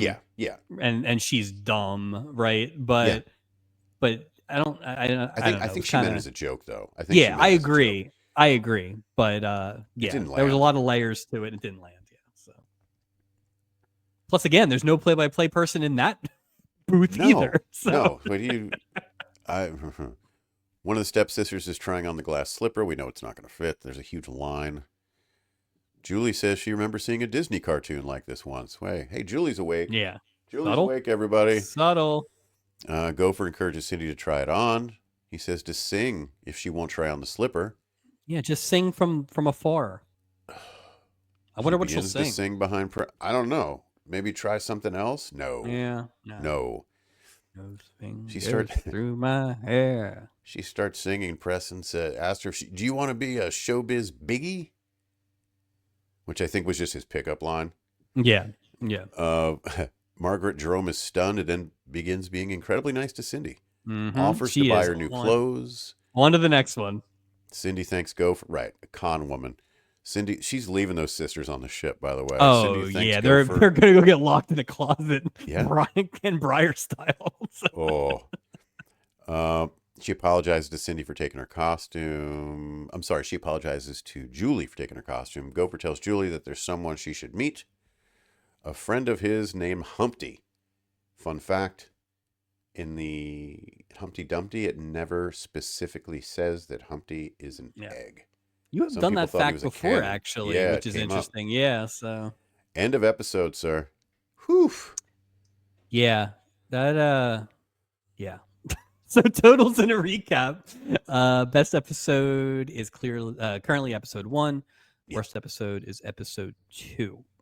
Not the worst. Not the worst. It's somewhere in the Because middle. I enjoyed some of it. It actually it kind of fits with what we've done this year, Absolutely. which is harmless, not great by any means, Super but nothing harmless. really annoyed me.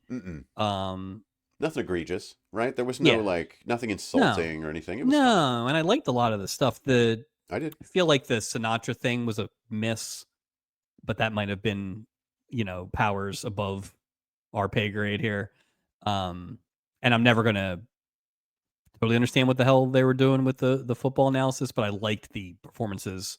I would say a very good performances in this one, I even if the agree. stories were kind of middling. So I thought it was fine.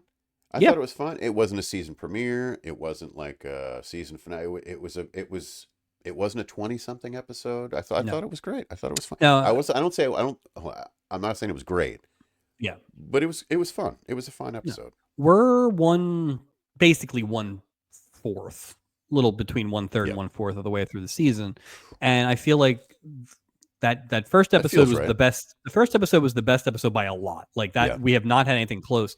I don't think the second episode was like the worst thing I've ever seen. It just was clearly the worst of this, and we really haven't approached either No. in a good and bad way since. So No, I agree. I agree.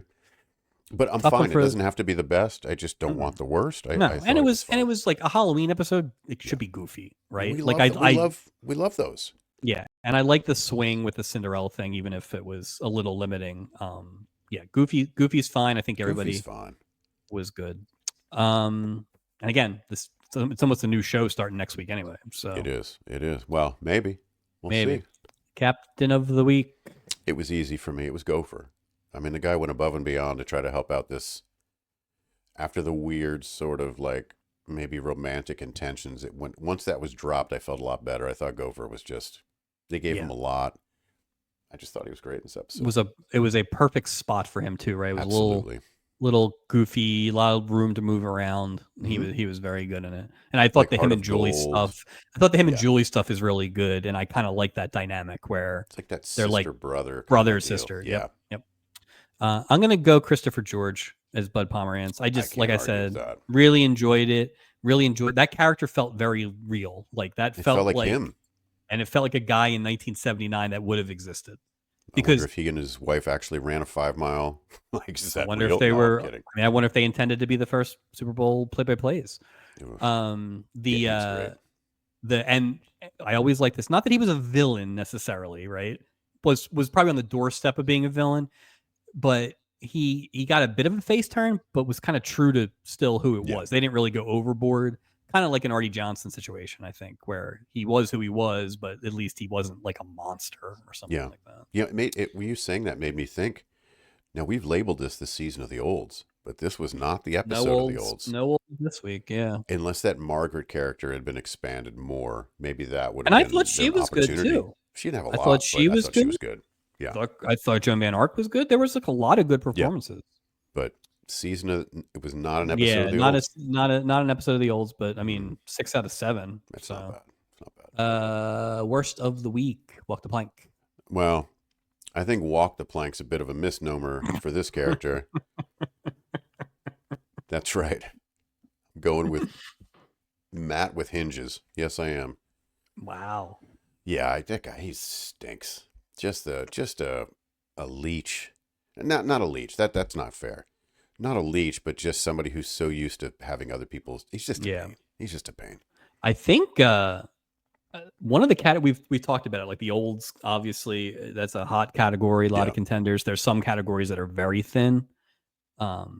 The worst is getting pretty hot and heavy because I think Matt would qualify as a Yeah. worst, not a villain. We have the salt air, Yep. And besides, the villain category is already locked. Like, so we're not even. Oh, I don't we think know we're who even won that already. We may not even have nominations for that one. That Just might give it to her now. We're just going give to it to announce her. it next week. 'Cause Yeah. that is mail her So trophy it's- something. There's nobody that's going to beat that. Worst of the week for me, and some of it's his fault, and some of it's just I think what it is Frank Sinatra Jr. I think my biggest problem with it is the Prince of Pop thing. If he had Not just for been being Frank Sinatra Jr. well, but if they had just framed him as the King of Swing or the Crooner's Crooner or Would have been something much like better. that, Or don't but the even give Prince him of a title. right, Stupid. but being the Prince of Pop in 1979, that's just not. That's It's not it. realistic. No, it's not. You're not even And- playing the right music. right, and he wasn't awful in the acting. Like for what it was, they kind of wrote it in a correct way, but again, not as the Prince of Pop. No. But like we said, he had a lot of walkaways, which were pretty good. Even at the end when he's doing the slipper bit, and he kind of like, this is more fun. Like it was fine, but it wasn't pop. No, I That agree. was the main thing. So, but that's totals and a recap for this week. Plugs. Hitting season, Patreon, absolutely hammered. Whether you're cheering from the stands or tuning in from home, this is the podcast you need. So grab your bat, your cap, and your Phillies pride, your first place Phillies pride. Crack open a beer and enjoy a weekly's Phillies happy hour. As of this recording. As of this recording. With Chris Jones, Justin Clue, and our very own Mike Robertson. Go Phils. Check out Absolutely Hammered on the Hitting Season Patreon. You can find us anywhere and everywhere you find your audio podcasts. iTunes, Spotify, YouTube, iHeartRadio, Podcast Addict, Amazon Music, Podchaser, Player FM, Pocket Cast, Deezer, and my new favorite, Listen Notes this season. Please hit that subscribe button and leave a review. It really helps. Check out our video podcast on YouTube. Also, if you could subscribe, leave a review, we'd love that. You can find us on Instagram and Facebook. Look for weekly reels and updates. Let me check the old mailbag. I feel like we need like mailbag. Like we need like mailbag. I think music. you need like a postman's hat. Oh, but you're right. We need an audio thing too. Yeah, like a horse. Like. Oh, you know what? My son's got a book that has a horse sound. I can bring Perfect. it up. We'll just play it right into the microphone. It'd be High great. tech that we are. Yeah. So just imagine a super awesome. Thank you. No mail this week. Not worth it. Not worth the time. You can email us at theloveboatproject@gmail.com. We'd love to hear from you. Okay, Mike, this is the moment we've all been waiting Big for. week. Big week next week. Next episode, 2 big events, not one. The arrival of 2 Vicks. Number 1, Vicky the arrival of- Strickland. Vicky Strickland / Stubing. I'm TBD. saying there are 2 Vicks. One of them is a legend. One of them's not. Well, not a legend. One of them is Vicky. We welcome Vicky back to the boat. But Mike, forget Vicky. I'm talking about Vic Tayback. Welcome to the boat, Mel. This is gonna be fascinating. I'm love very that guy. excited. I'm very excited to see He was what in they the have Alice doing. movie. The Alice doesn't live Yeah. here anymore. He was The only person. one to. Yep. He was great, and it's funny because he is known for his appearances on the Love Boat. Really? Which I didn't know. Yeah, like it's a thing. So I'm very curious to see what he brings to the table. Don't I'm disappoint excited. us, Tayback. Come on. Oh, don't. God, don't say that. I know, Don't. but we got to be careful. We got to be careful. How can you not Oh. get your hopes up for Vic Tayback? I am excited, and I am very excited for the Vicky thing, because I'm curious to see how they come in. I'm actually going to go back and listen to flashbacks to that see one. how they kind of left it, to see what continuity. They've been really good with continuity. We had continuity this week. I'm going to call the Stubing orange juice thing continuity. Yeah, I agree. And the It was running in the close. background. That was the I liked it.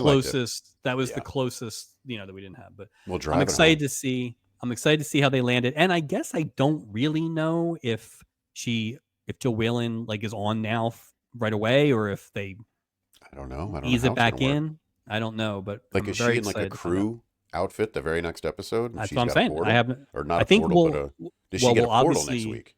We'll know, right, if she's in the credits next week. My guess is she wouldn't be, because maybe they want to keep it vague or like a secret kind of thing. Maybe. But it is sweeps.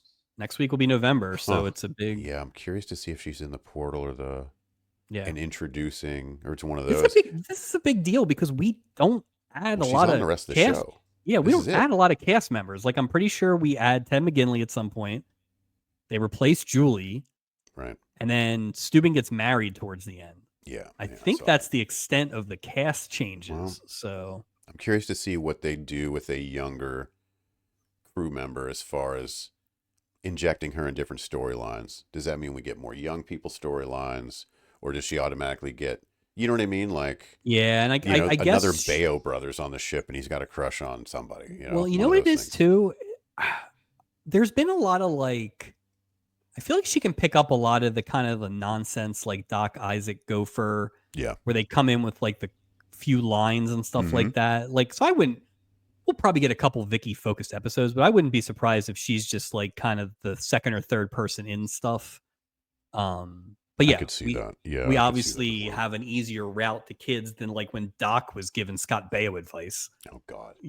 So Yeah, hopefully, don't give don't give yeah, boys advice. I'm excited. I Right. hope that I hope that we're able to capture some of the Julie feeling that we had in season 1 with Vicky. That's kind of what I'm hoping. Look, I'm open to it. I'm open Yeah. to it. I'm a little hesitant, to be honest, because I kind of like the crew the way the crew is, but Oh, we'll see see, what you know happens. what's funny? I feel like there's been just enough kind of that I'm okay with taking the gamble of shaking it up a little bit. I think it's because Not I'm in a bad disappointed. way, I think it's because I'm but disappointed in the you know what I mean? I want first season Julie back. And if yeah. first season Julie is back, I don't think you get another cast member, in my Yeah, I'll opinion. be curious. Or maybe it'll make it better. I don't We'll know. We'll see. see. We'll see. Well, lots to look forward to on episode 59. Uh, Thanks for joining us in this ongoing project to watch every Love Boat episode ever and discuss every Love Boat episode ever. That's all for this week, Mike. Anything before we go? No, I think that was a very interesting episode, and hopefully the next holiday episode is a little more obvious, so we can bust out those classic costumes. Well, thanks for listening, and we will see you next time on the Love Boat Project. Thanks.